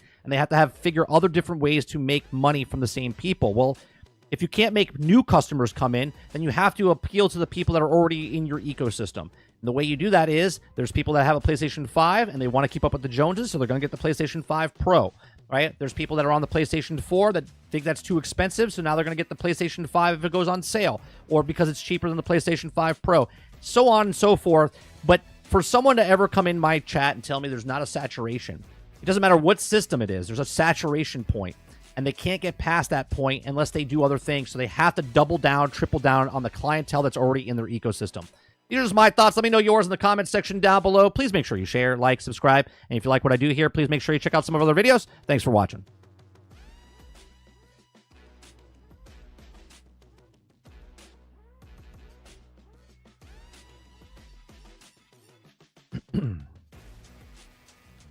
Kudapapa says 30. I wonder how the Sony fans are liking the microtransactions for PlayStation 5. They don't look at it as microtransactions. They don't look at it like that. And then again, and this is not a PlayStation thing, right? To Xbox thing. It's that when you like something or love something, nobody can talk you off the ledge because you love it. It's what it is.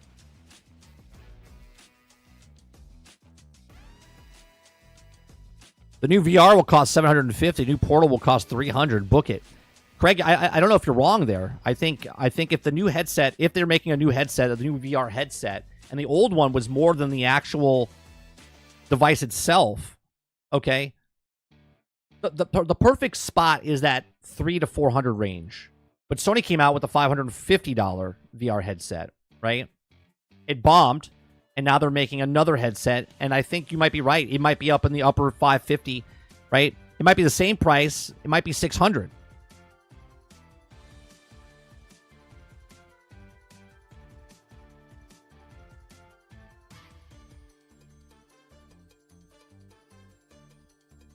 MetaQuest has a VR game on lockdown at the moment. Yeah, MetaQuest is selling as many headsets as Xbox is selling consoles. You believe that, Water?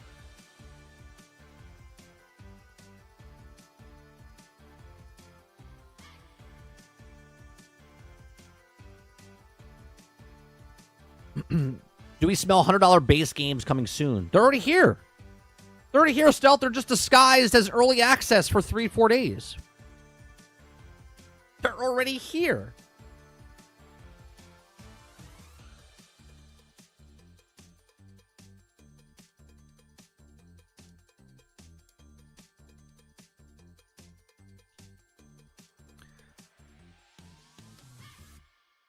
Argus says, I'm back. Have we fully let sink in that the $800 discless PlayStation 5 Pro and $900 disc version for PlayStation 5 Pro after taxes? Is it that much? It would be $780, and then with taxes, it'd probably about like $810, $820. All depending where you live, obviously. In certain places, it would be $900.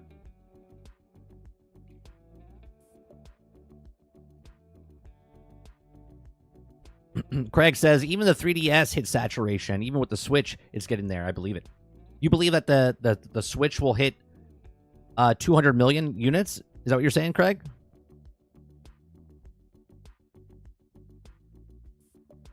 Or are you saying the Switch is getting to the saturation point?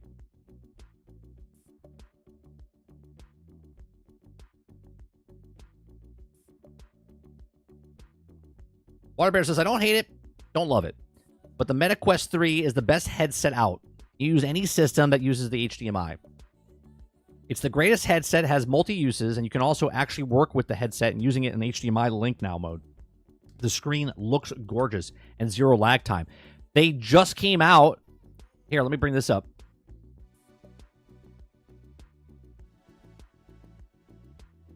They just came out with news of a new headset, supposedly. Yeah, this is the new. This is leaked, so take it with a grain of salt. Okay. An official MetaQuest 3 image has leaked ahead of the reveal. Okay. So this is that. Remember that MetaQuest came out and said that they're going to make just like the Xbox headsets and the workout headsets and everything else. Okay. So it's been rumored at the time that the Meta is set to release a cheaper version. Okay. A cheaper version of the MetaQuest 3, and finds include that the latest software update in the headset gives you the first official look. Okay, the MetaQuest 3S is set to have the same processor as the Quest 3, meaning it's able to play all the upcoming Quest 3 exclusive games, but it also has the same lower display resolution as the MetaQuest 2. It's expected to likely use the same Fresnel's lenses, which also make it thicker, and the sweet spot is not great as the Quest 3. Okay, so it's supposedly going to be, you can see it here.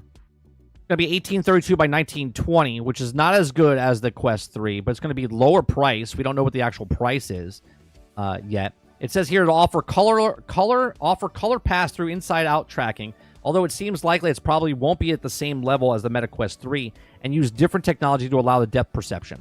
Also rumored that the MetaQuest is considering releasing a version of the 3S without controllers to lower the price even further, especially given the Quest 3 has a great hand tracker. Okay, when it comes to the price, it's expected to come out at quite a bit cheaper at the MetaQuest 3, but probably still a little bit better, more expensive than the MetaQuest 2. Okay, so it's gonna be like this middle range of what it is. They sold like 20 million copies of the MetaQuest headsets. Kyle says the thing with the Switch is Nintendo keeps dropping special editions in certain games, and Nintendo fanboys eat it up. They have at least 3 different Switch colors. Right. You see what I'm saying, though, Kylo? There's saturation point. They have to keep making different versions, okay? Because the Switch Lite is in the same ballpark as the Switch, okay? So it's not even like they're selling one Switch and selling that many. They have to switch it up, no pun intended, right? To get the clientele that already has it to buy it again, right? Which counts as a sale, right? That's how they're doing it. Different colors, special editions, okay? Bigger, higher quality screen. It's the same.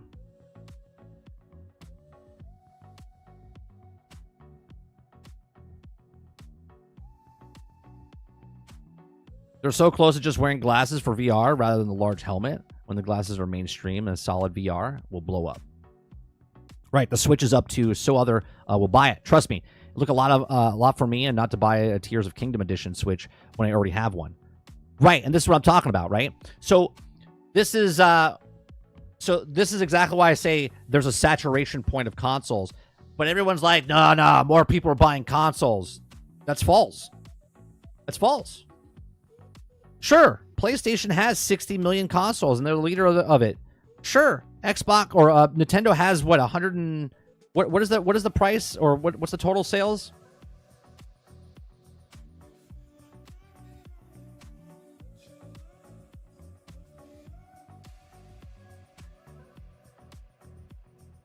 We love going back to this. Let's bring it up. Okay. The Switch right now is at 143 million. Okay.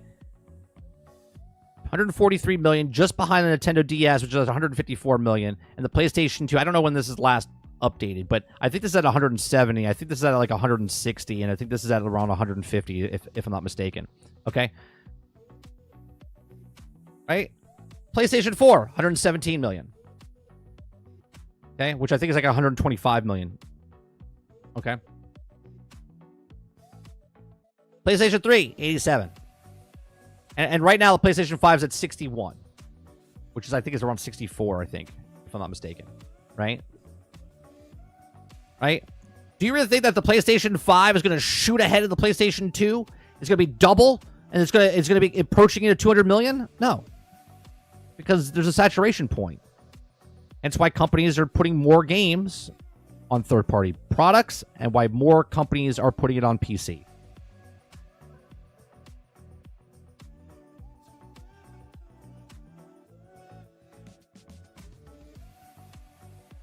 They're all fighting for the same clientele.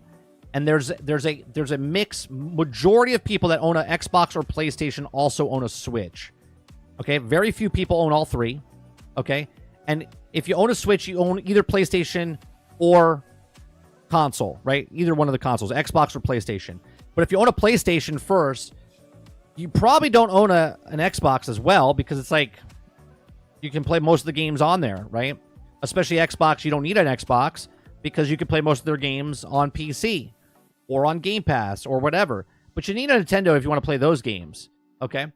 Not saying that no one's got it, right? Because I have three. I have PC, I have Xbox, and I have a Switch. I'm missing the PlayStation 5. Okay, I have a PlayStation 4, but I'm missing a PlayStation 5.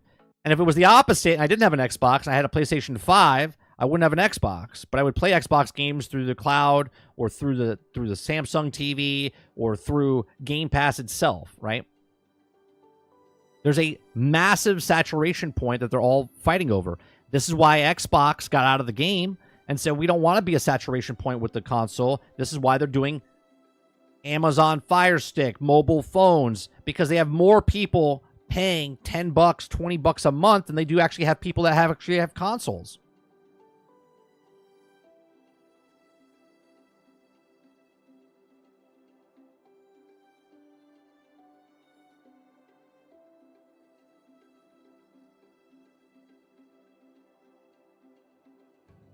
Kyle says, man, if Nintendo's new console is between 300 and 400, it's going to sell insane. I mean, Nintendo's not dumb. I don't think they're going to overprice the market. I think they're going to do exactly what they do because they want people to buy it.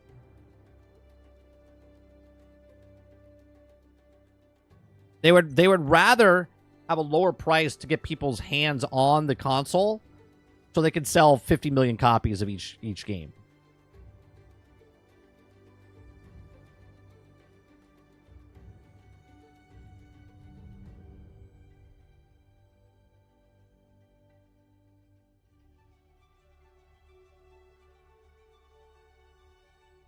Right, but you didn't pay up front for them, Nate, is what I'm saying. You bought them after second-hand market.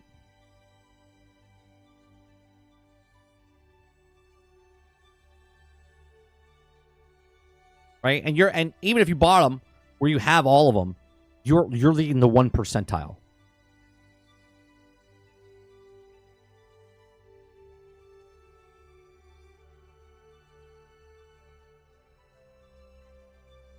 That's good to hear, Eclipse. Yeah, we'll play it later tonight.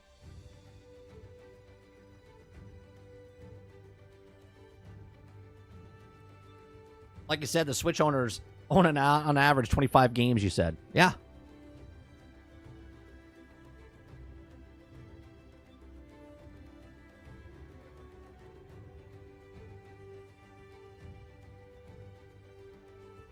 Read that. We read that. Watch that. We got some Towerborne videos to watch. Right? They have one that's called Fine Tuning. Let me see. Hold on. That's 2 weeks ago. I think we already watched that one. They got Fights, Friends, and Fat Loot, which I think we watched that one as well.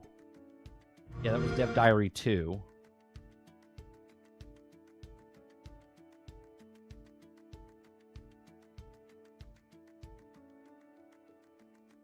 And Dev Diary 3 is out now. We can watch that. Let me see what's happening on Twitter.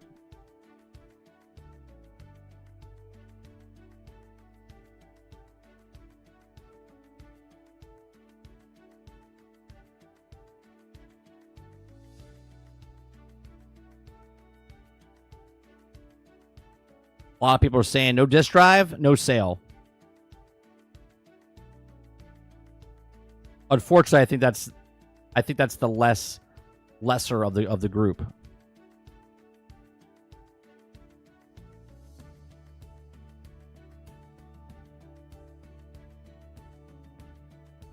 $6.99.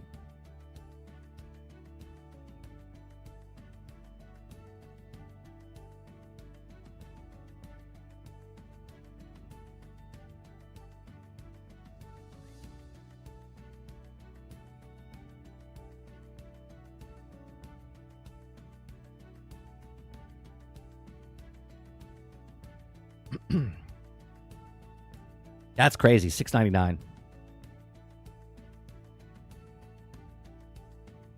That doesn't even that personally doesn't even make it even more. I'm still not spending $500 for the PlayStation 5. Right? I'm not even paying for the PlayStation 5. There's no need to.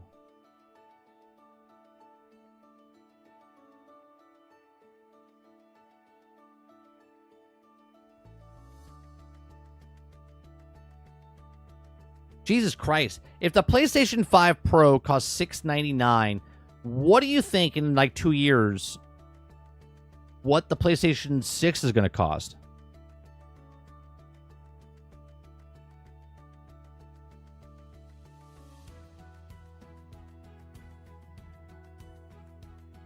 Like what is it going to be, $1,000? Yeah, Z, that's what I said. They raised the price, like, I think it's like $70 to $90, all depending if it's a discless or disc version of it.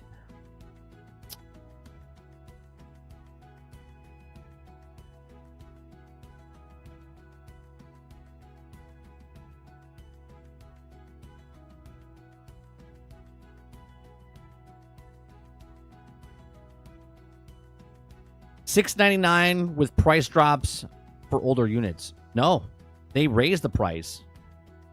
They raised the price in some regions. Jones.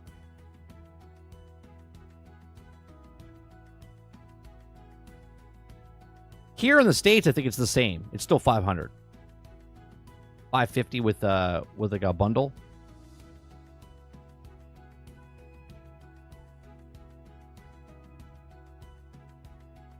He says, I'm just saying, I don't know what games people are playing, but if you're playing full library of games and new stuff, the games are not that bad to need to pro version. What are the new games adding?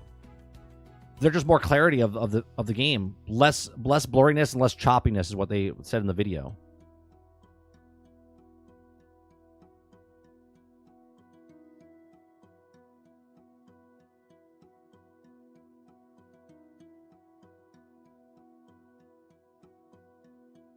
Oh, that's my prediction for next gen. I got you. Bert says, I wouldn't spend $699 on PlayStation 5 Pro. I would save for another computer. Well, those looking for an upgrade, I hear GameStop is giving between $410 and $445 for a PlayStation 4 trade-in. Well, GameStop, they're changing their whole business model, Waterbear. They're switching that whole store from like regular GameStops to GameStop Retro. They're not going to be selling new systems anymore. They're not selling new systems. They're only going to be selling, I don't know how many stores they're switching over, but they're going to be switching over their stores where they're only selling old stuff. Z says, I bet if we stopped buying games that were slow and choppy, the developers would find a new way to make a stable game, make a game to sell a game. Yeah, they would. Real quick, wouldn't they?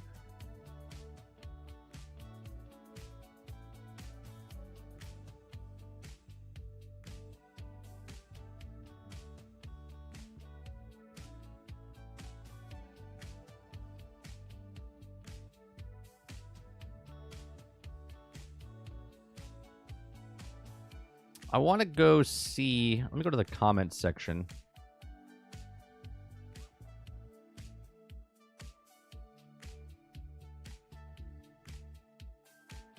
What is the comments section?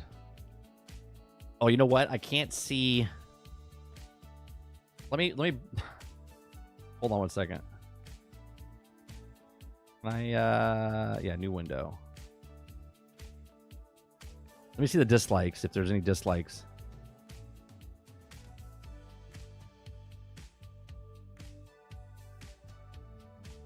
Woo! Hey, within the 1 hour so far, there's 52,000 likes and 23,000 dislikes. 23,000 dislikes.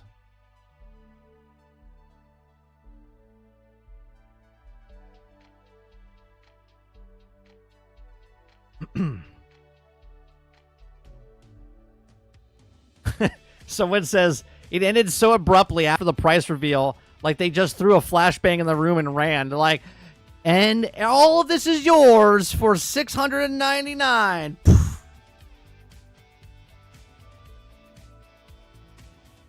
$700 with no vertical stand and disk drive is insane. $700 is downright insanity. No disk drive is a deal breaker. Do you remember where the ad where Sony was roasting Microsoft for not having discs for freely shared with friends? Now Sony does the exact same thing, selling a console without disk drive. $800 euros for a PlayStation 5 Pro without disk drive is honestly crazy. $800 for background detail in the game is insanity. Bold decision for Sony leaving the comments section enabled after announcing the price point. $700 for Aloy's hair to look nicer is a new Apple for the industry. $700 without disk drive is diabolical. $699 plus console, $79 for disc, plus $30 vertical stand, taxes like $870 to play older games with a bit more frames per second. No thanks. $700 with no disk drive, you can go fuck off at that price. Sony tyrant, trying to make us pay Concord development. 800 euros and no disk drive is insanity after insanity. Sir, I'm not paying $700 for that. I feel like a kid that was excited about something, and now the excitement is all balloons that kissed a power line. $700 in the US, $915 in the UK, and Europe is $880.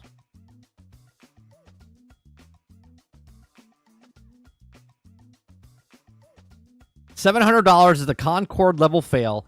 You're better off waiting for the PlayStation 6. I don't even think scalpers are going to jump on this one. $700 for Ratchet and Clank to look nicer. Did anyone else get a sudden urge to just invest in gaming PC, or was it just me? Man, these comment sections are fantastic.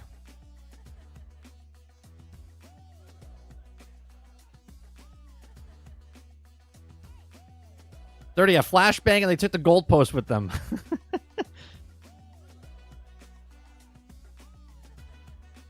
Dude, the fact that the CPU is the same CPU as the old when it came out on the PlayStation 5.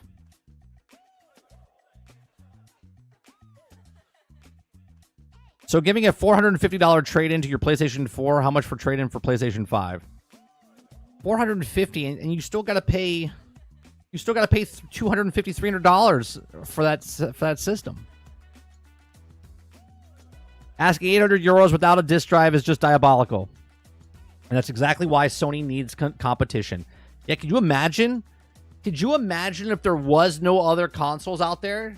Sony would charge you double that. They would say $1,200. $1,200.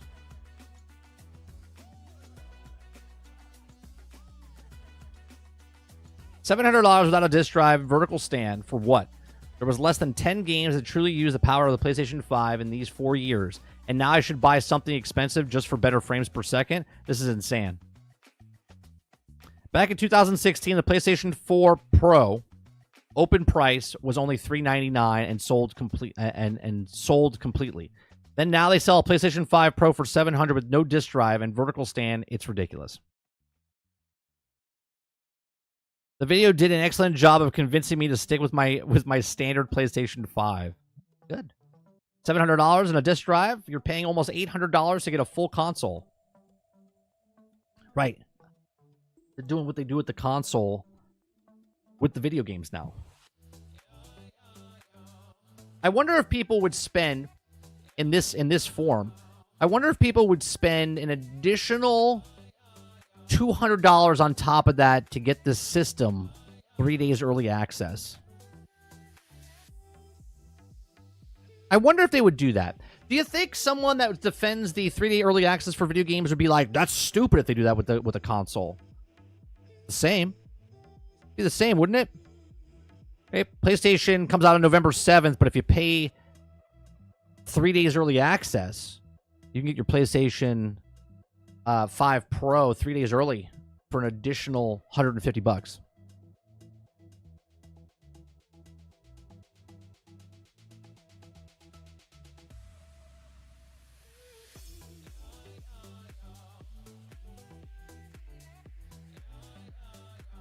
There is, let me scroll back up. There is 7,400 comments, and I haven't seen one comment in this section that says, man, I'm super excited to get this. Not one. This guy says, Sony top managers, how agree price policy should we choose for their PlayStation 5 Pro? Sony bosses, yes.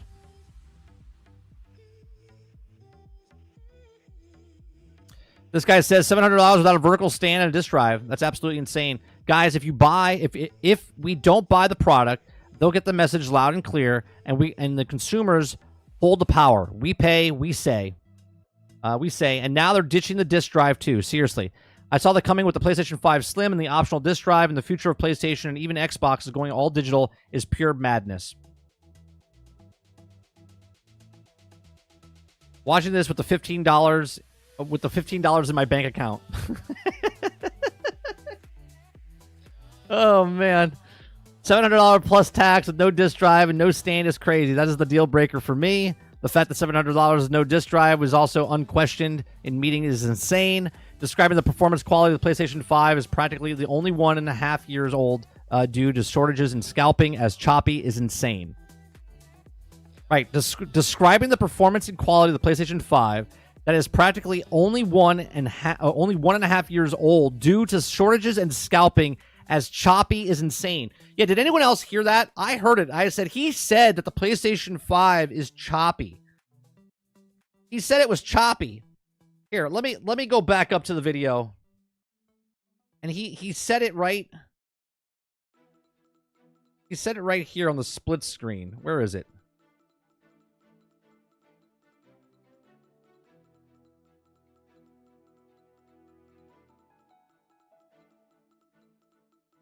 Second. What we see here is a difference in detail. PS5 Pro is much sharper and crisper than PS5. For this, my favorite is the parade scene from Ratchet & Clank. Distant details are much clearer. And here we can see Marvel's Spider-Man 2 is noticeably higher resolution throughout the scene, including the trees and procedural cars. So overall, some remarkable improvement to the games. Wait a minute, where is it? PS5 Oh, here it Pro, is. We can see It was increased sharpness to the ground. It was here. Fidelity levels of detail, but it doubled the frame rate. Here's The Last of Us Part 2 running on PS5 Pro. It has huge amounts of detail and targets a super smooth 60 frames per second. Let's compare this to the fidelity mode on PS5, which is only running at 30 frames per second and is therefore much choppier. He just said it. Obviously, right? So the fidelity mode here and the fidelity mode on the PlayStation 5 Pro is only running at 30 frames per second and is running much more choppier. Okay? They're talking shit about their product that's out right now. You're playing it right now. You're literally playing the game right now, and they're telling you it's choppy.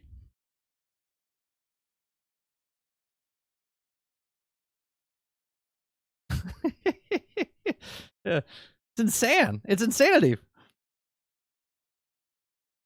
Yeah, that's the selling point.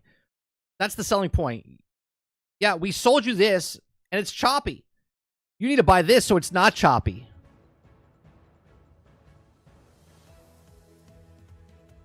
There's not one person. There's not one person in this comment section that's happy about this. This person's sarcastic. Wow, now we can run run more remasters and remakes at 60 frames per second. Like, did the whole Xbox crew come over here and talk shit about it? I don't think so. I think these are the players.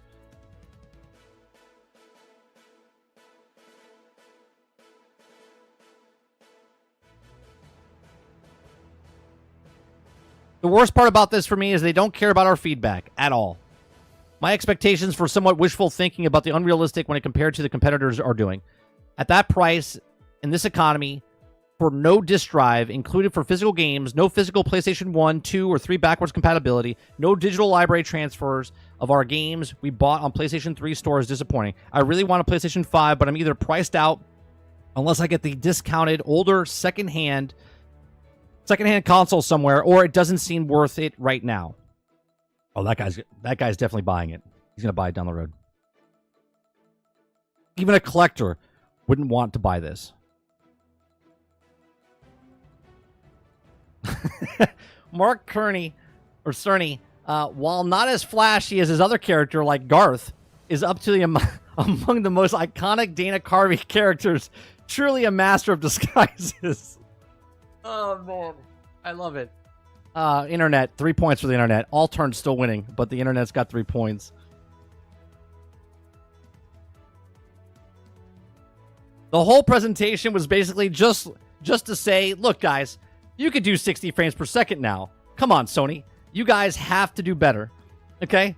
Like, that's exactly right. Look, guys, we could do actual 60 frames per second, you suckers. Right? We can actually do 60 frames per second now.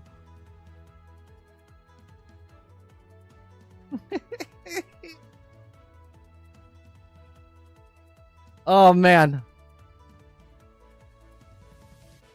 I love corporate greed. Let me tell you. It's so ridiculous. That's why they took it off the box. That's why they removed it off the box, because they knew what was coming out. Because the other box can't say 60 frames per second. This is the selling point of the PlayStation 5 Pro is 60 frames per second.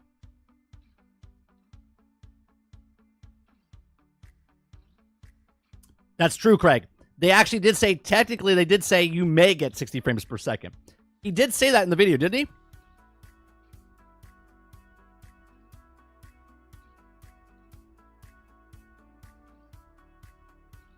I just got a PlayStation 5 since Christmas of 2023. There's no way I'm buying this console. Imagine adding $200 for only more background detail.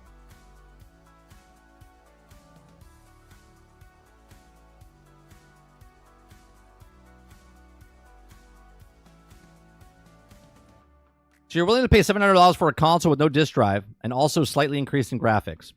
$700 no disk drive and stand as solid separately. This is amazing.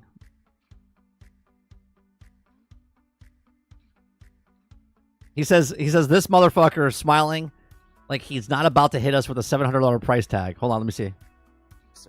I'm excited to be here to talk about the newest addition to our console lineup, PlayStation 5 Pro, and how it advances gaming. It goes down right here.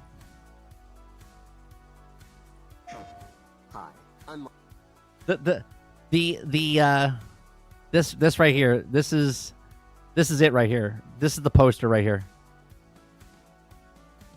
This right here is the what? You don't have phones of Sony right here.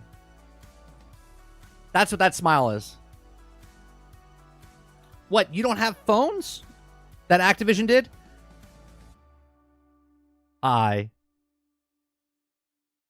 You're going to pay $700 for the same stuff that you've been playing this entire time, but the background detail is going to be much better. Here at Sony, we understand that you guys like paying for more things that do the exact same thing that we've been saying for the last 4 years that it's doing. And you're going to be happy to know that we're charging you $700 with no disk drive.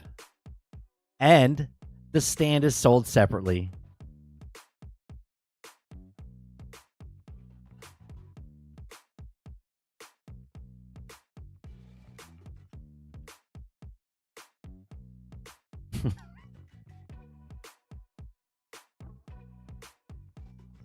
There is not one person in this list that says, I'm so excited to buy it. I think they're scared to put a comment here of positivity.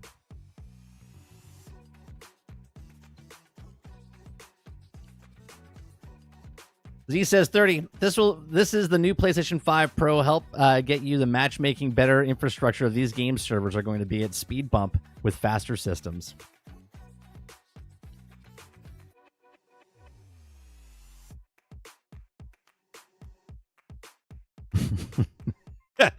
It's so ridiculous, man. And I'm not talking shit because I'm a PlayStation hater. I'm not. Like, did they not see what's happening in the world right now?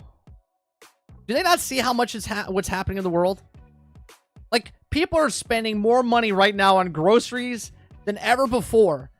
Like, taxes are about to get increased potentially, all depending on, right, at least in the States, okay? And they come out here and they're like, $700, no disk drive. Like, what are we talking about? Let's go on, Hilly. Yeah, $700. $700. Yeah, it's the same energy level, Chris. It's the same energy level. What, you guys don't have phones? $700. They might have great games, Kirk, but they got shitty business senses.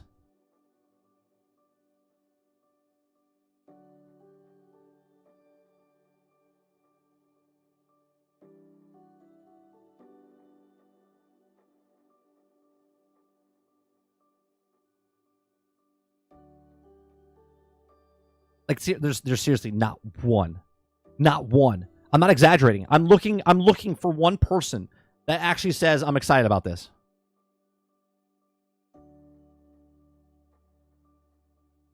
Someone says, fun fact, Mark Cerny is played by Dana Carvey and voiced by Ryan Reynolds. Oh, man.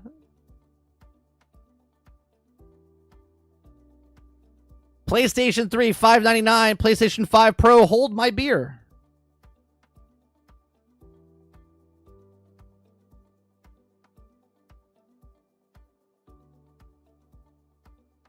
$700 without a disk drive.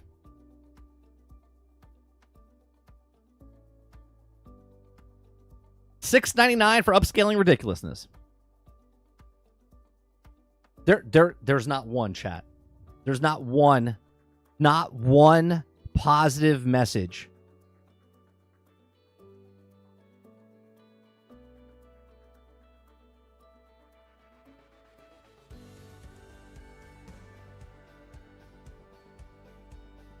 Okay, here's maybe this is one. Maybe this is one. Let me read this one. I don't know. Maybe. Let me see. I understand people are concerned about the price, but I think they forgot that the PlayStation 3 was $600 or was $500 to $800 US. What's happening right now? What's happening right now? Where'd it go? Okay, there it is. Depending on the... What are we doing here, YouTube? You okay? You good? Okay. Depending on the version that was back in 2006, now I'm defending a $700 price point for this without a disc drive, but I'm just putting this into perspective. At least digital download. For games are more common now than it was in PlayStation 3 era, but the lack of a vertical stand is awful. So this dude, he says I'm not defending $700, but he's like, well, it's a digital download, and this is not the PlayStation 3, but the vertical stand, that's where I draw the line.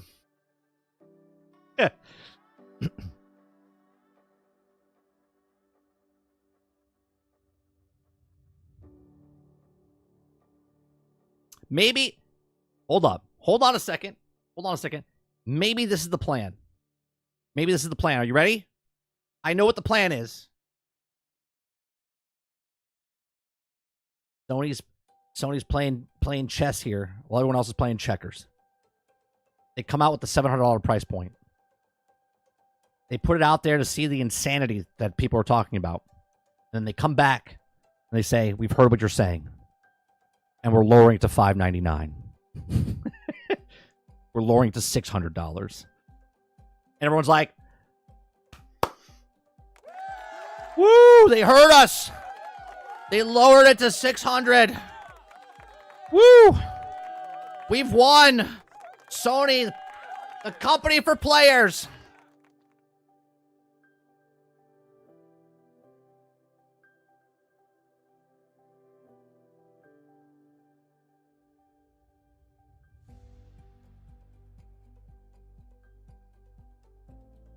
Craig says, Sony, look, guys, we included the vertical stand. New price, $749.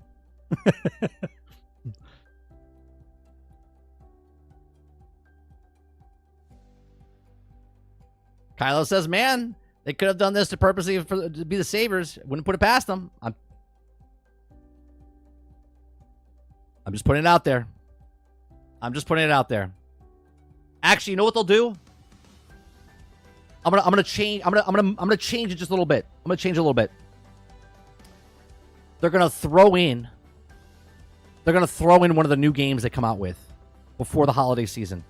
They'll announce a DLC, or they'll throw in one of the games at that price point, so the bundle price will be $700.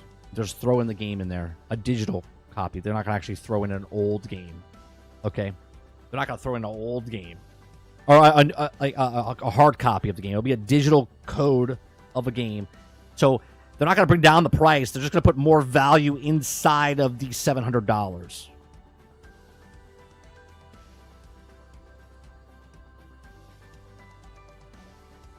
They could have put this out in a tweet, Quintar. Honestly.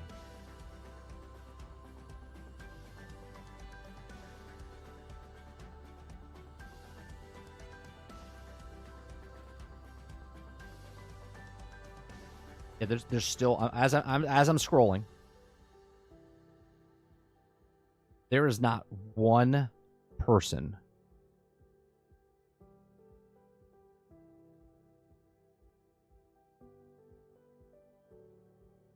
Someone says, all right, you convinced me. Now I really got to start saving up for a PC.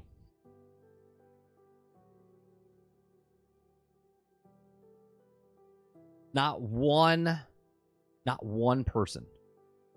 Let's see the dislike ratio that's happened in the time we've been sitting here.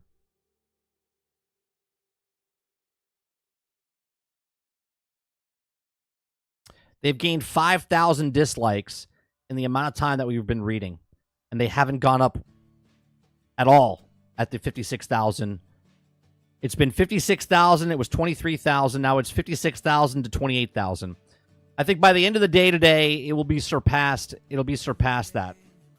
And I'm not going to hit it.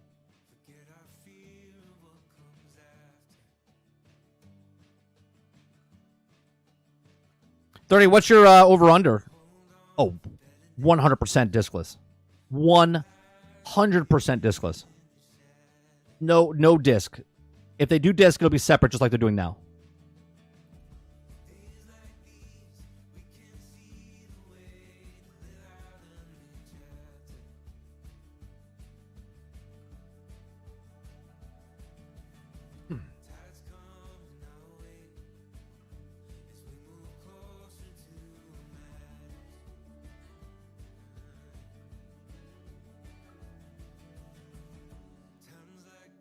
El Monster says 2 terabytes is still not bad for new buyers, but can determine detriment to their wallets.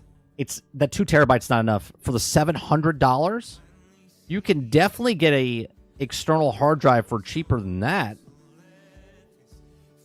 For what they showed, Monster, I don't see them. Obviously, it's going to sell for the fans, the people that want to upgrade or whatever. There's going to be a small percentage of people. But according to their own video and the people that are in there, which is now, hold on, let me refresh this for comments. There's 9,000 comments, and we were scrolling and scrolling and scrolling and scrolling, and there's not anything good. We found one 12 seconds ago. We found one. We found an actual person 12 seconds ago. I just refreshed. The very top one says, I can't wait to sold my PlayStation 5. It's not even English. Can't wait to sell my PlayStation 5 and buy this to play PlayStation 4 games. Oh, wait, no, that's sarcastic. No, it's not even real. Sarcastic one. I can't wait to buy this so I can... Nope, there is none. Someone says the end of PlayStation begins. This is crazy. This is crazy.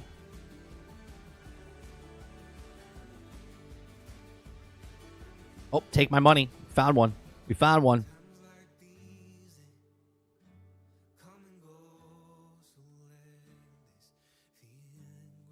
I think what they're trying to do is reduce the amount of sales. They need to go positive because less people are buying consoles, and they know it.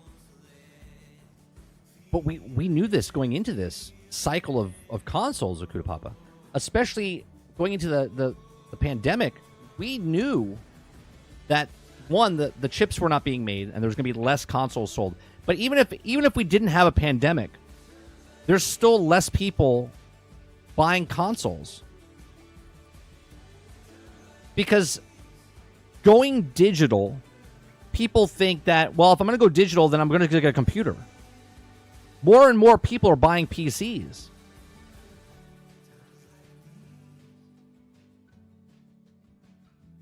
Right? More people are buying handhelds. More people are going... There's so many different ways to play. Like, why do I need to spend $500? Now, $700.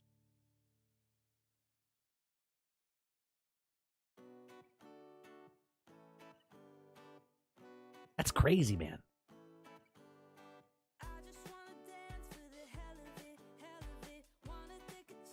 Eclipse says, I got a PlayStation 5 and a 2 terabyte hard drive for like $600. And I got that because I put it onto my PC if I ever want to use it. Right. And do you have a stand as well, Eclipse, or no stand? This This is a fundamental L for PlayStation for that price point. But it does make the PlayStation 5 more appealing now, doesn't it? You go into the store to buy a PlayStation 5 Pro, you're like $700, you're like, ugh. Wait, I can get a PlayStation 5 for $549? Okay, I'll take that. I can get a game and a hard drive for $600? Yeah, I'll do that. What's going on, Artemis?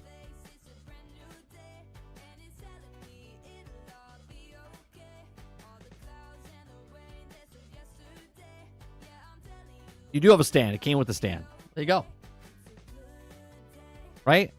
So I can get the discless PlayStation 5 with a standalone separate hard drive, disc if I want to get the disc separate, and a stand still cheaper than what this is.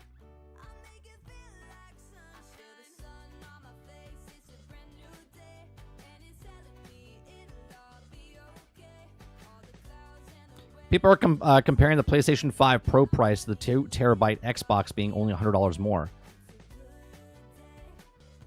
We do know that people are not buying Xboxes, right? we do know people are not buying Xboxes, right? Like, they're not buying Xboxes.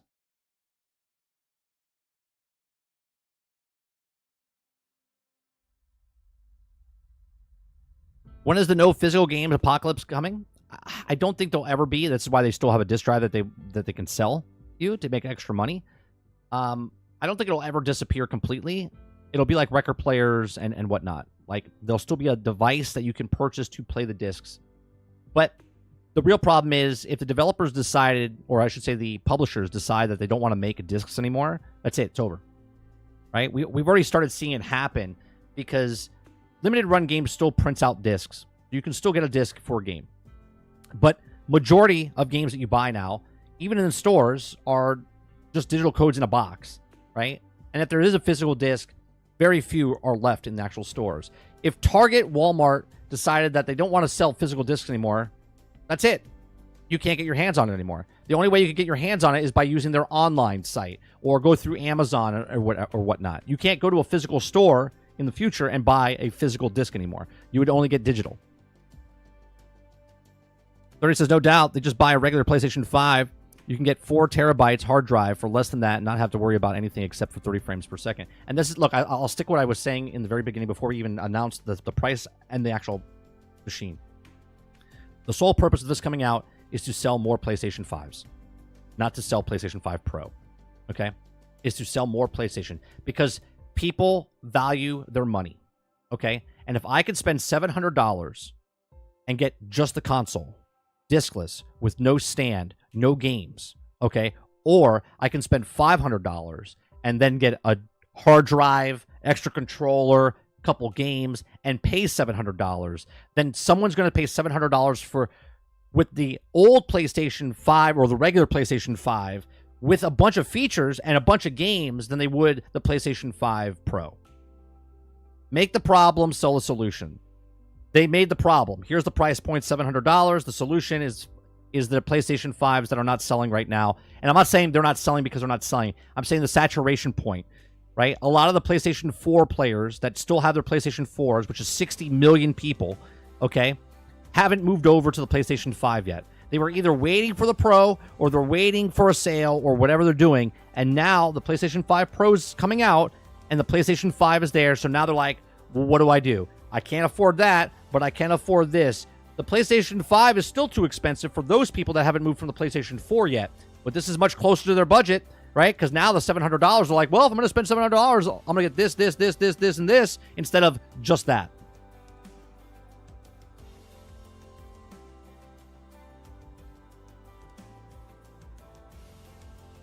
I mean, Xbox is selling a 2 terabyte Xbox for $600. PlayStation got the PlayStation 5 Pro for $700. PlayStation is a way better deal. Again, Roadkill, you understand that nobody is buying the Xbox, right? You could compare it to the Xbox all you want. Nobody is buying an Xbox. If it's the price, if it's because there's no games, it doesn't matter. A $600 console is a very hard sale. Hence why the console that's selling more that people want to drop is the S, because the S is more approachable for the average consumer that wants to play video games. You can make a $1,000 Xbox and compare it to whatever you want. No one's buying those. The mass market is not buying a $600 2 terabyte Xbox, and they're not going to buy a $700 2 terabyte PlayStation diskless drive.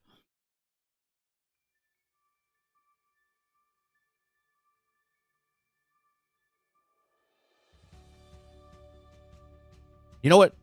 You know what they would have really done well if they had a Concord bundle pack with the PlayStation 5 Pro.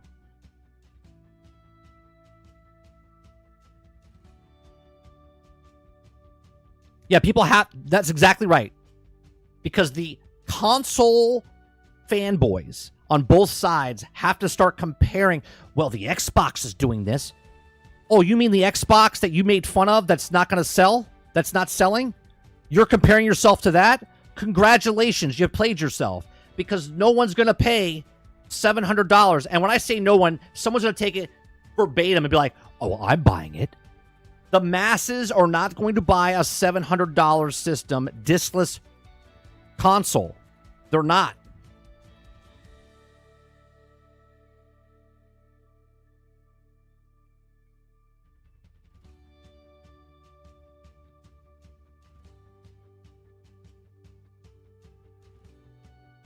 Yeah, but Xbox is selling their 2 terabyte, and that's 600. And this is a much more powerful system.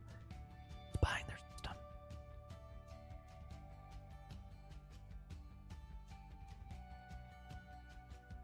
And, again, people like value.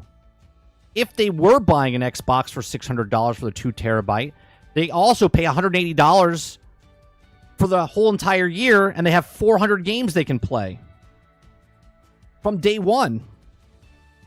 And it's still less money than buying just the system.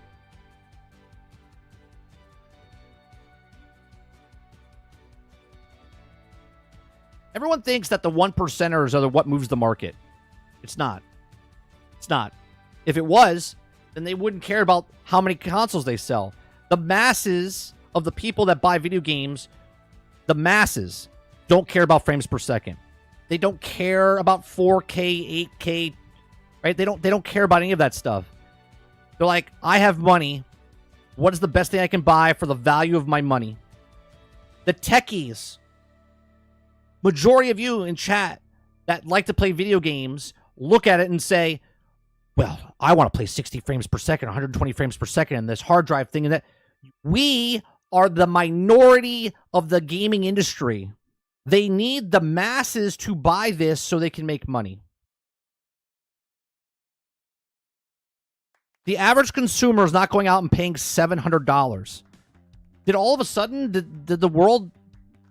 Are we not going in a recession? Are we in La La Land?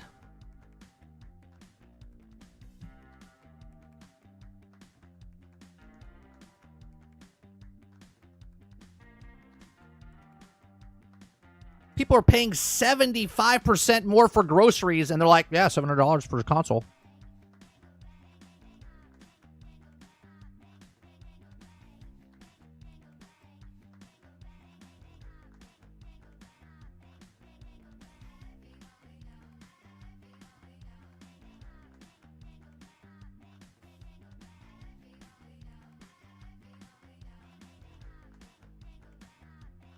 And here I was thinking there would be a million Travis lining up to buy a PlayStation 5 Pro.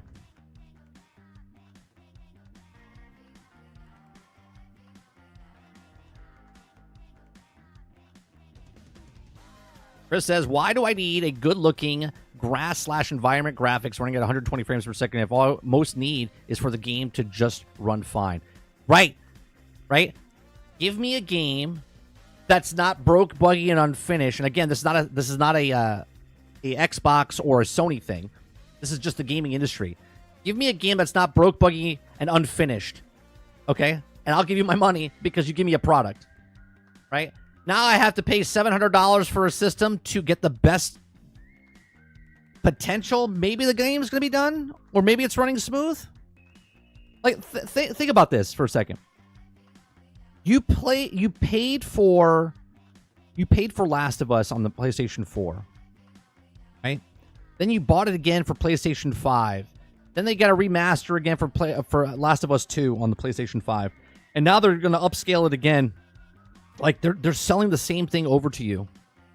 So you can play the same game in their own words where you're playing choppy. Where was that in the sales pitch of PlayStation 5 before the PlayStation 5 Pro came out?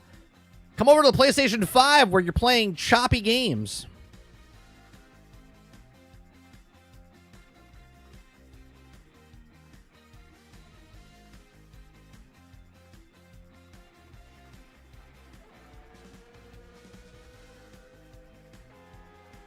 You guys don't want to play chop games anymore, do you? Well, come on over to the PlayStation 5 Pro, the PlayStation 5 that we had for 4 years.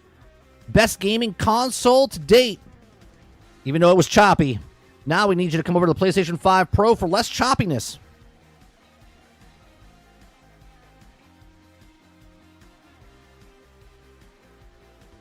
And don't get it misconstrued, okay? The Xbox would do the exact same fucking thing with their talk speak, okay? Because corporate businesses don't give two shits. They pull it over your eyes, right? They're like, look, consumer, don't look at what we're trying to do. I love PlayStation. PlayStation's awesome. I love PlayStation, right? Like they don't care. Corporates do not care. We read Ubisoft.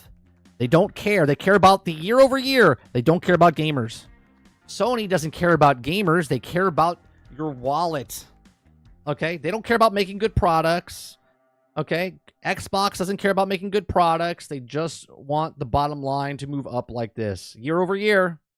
Month over month. That's it. Minimal viable product for the biggest amount. What can we get? What can we take out of this and charge them more money? Take the disk drive out, charge more money. Take the stand out, charge more money.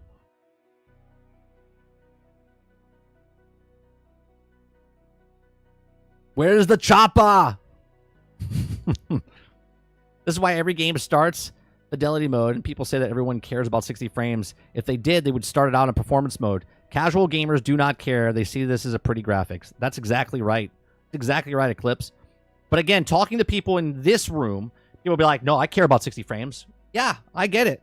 I get it. Majority of people, my 10-year-old doesn't care. Right? Doesn't care. And millions of other kids out there, they don't care. Unless mom and dad say, hey, do you like that game? Because that's 60 frames per second. They're like, I like 60 frames per second. They don't care. The average consumer doesn't care. They just want product, value, money exchanged. That game looks awesome. That game looks fun. That game looks... Do you think everyone on the road that drives a car is a gearhead? Do you think the majority of the population on planet Earth cares about how many pistons are moving their car and how much power they have? There's a shit ton of people that do. They care about the oil they put in and how much gas and ethanol and how revs per second. It's the exact same thing as geeks talking about processing power. Okay? Majority of people just turn on a computer.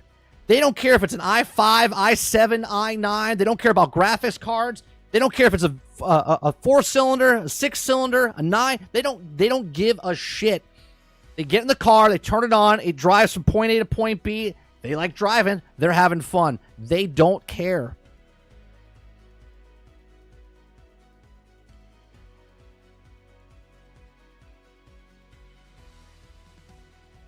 In 5 days, it went from Concord shutting down to Astrobot Game of the Year to questionable PlayStation 5 Pro for $700. It's been a rocky week. That's in 7 days, Ron.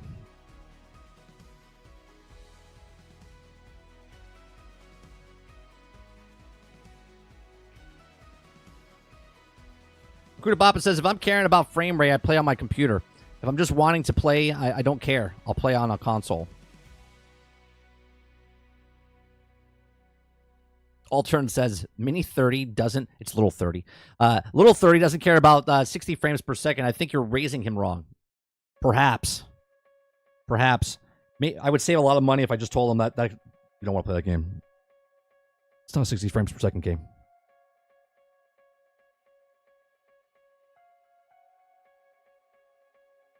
Dad, can I have that game? Oh, no. No, it's not 120 frames per second. What about this game? Nope, it's not 120 frames per second. What about that? Nope.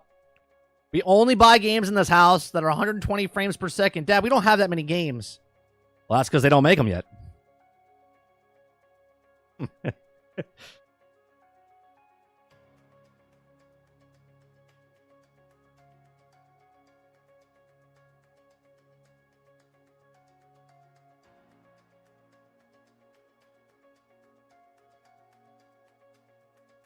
Silly kid.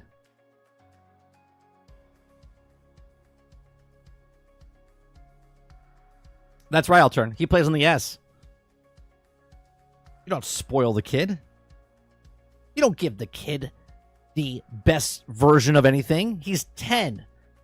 He's gotta grow up into it. If I give him the best at the start of his life, he's gonna be very disgruntled as he gets older. You don't want to spoil the kid. Yeah. You don't want him to be like me 10 times 10.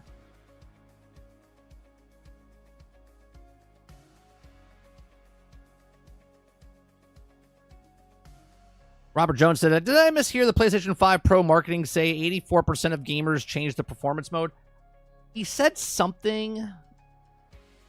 Let me see. It was right at the beginning, right? It was at the...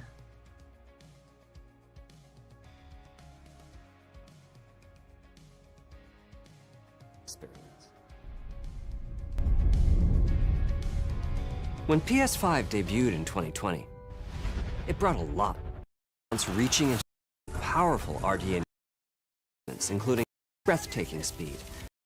It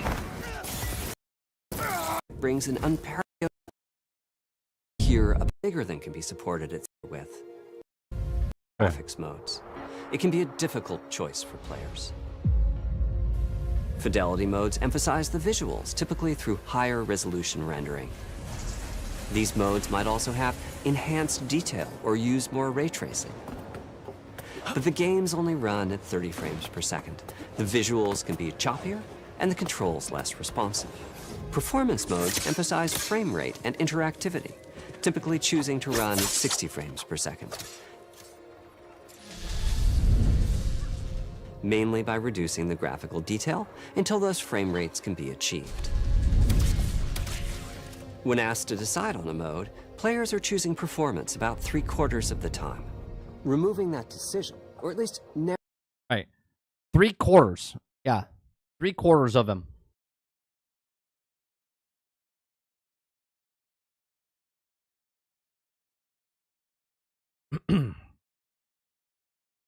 So 3/4. I want to make this clear now. 3/4 of the population that owns is the guys that there's 120. How many people own a PlayStation 4? How many people own a PlayStation 4? People, I think there's like 120, 130 million people owned, okay, a PlayStation 4.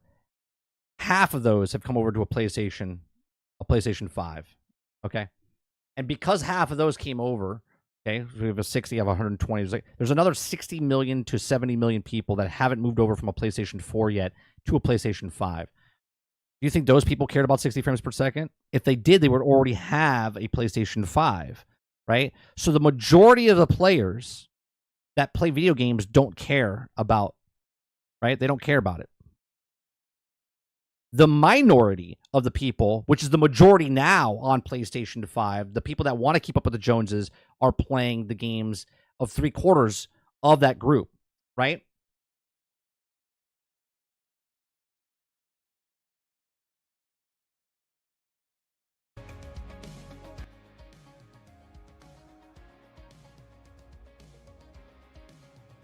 I go to Facebook, the first thing I see is my buddy who buys everything as far as I'm gaming, and is also saying that hell no, the Pro, and it will just be upgraded his PC. I think they misfired, but we'll see what they do. They'll come back with a stop. We heard what you're saying. We've listened. We've changed our minds. It was a typo. It was $5.99.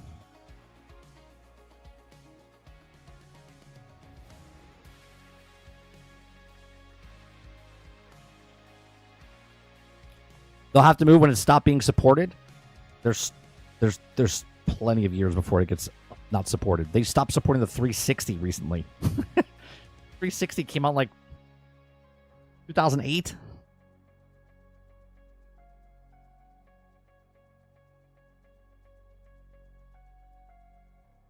Right?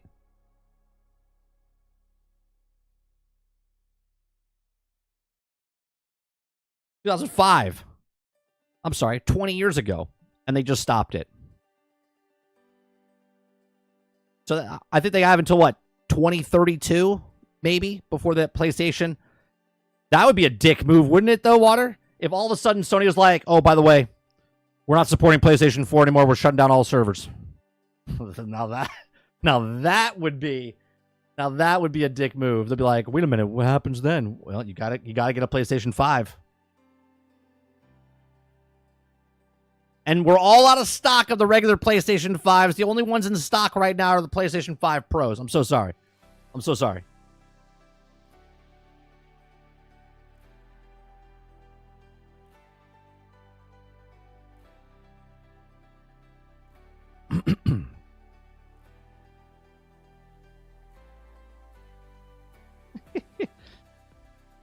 Well, we were going to look at Towerborne, but we're going to play Towerborne tonight anyway. So, I think that'll do it for us tonight. I'm going to have to switch over, change the thumbnail a little bit because we didn't talk about Towerborne. We'll be back tonight, 8 p.m. Eastern, for some more gameplay. If you guys like what we do here, we just cover stories, have conversations. Hit that like button, hit that subscribe button. Like to go above and beyond that, become a member as little as $5. We appreciate you very much.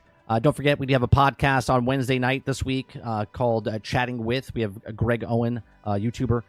He'll be on the show. We'll talk to him about YouTube, about gaming, about just content that he creates and whatnot. We're also going to have a podcast, episode 410 of Generation X Gaming tomorrow night, Thursday night at 8 p.m. Eastern as well. You guys have a great rest of your night, evening, or afternoon, and I'll see you guys on the next one. Thanks for watching. Peace. $700. Save it up.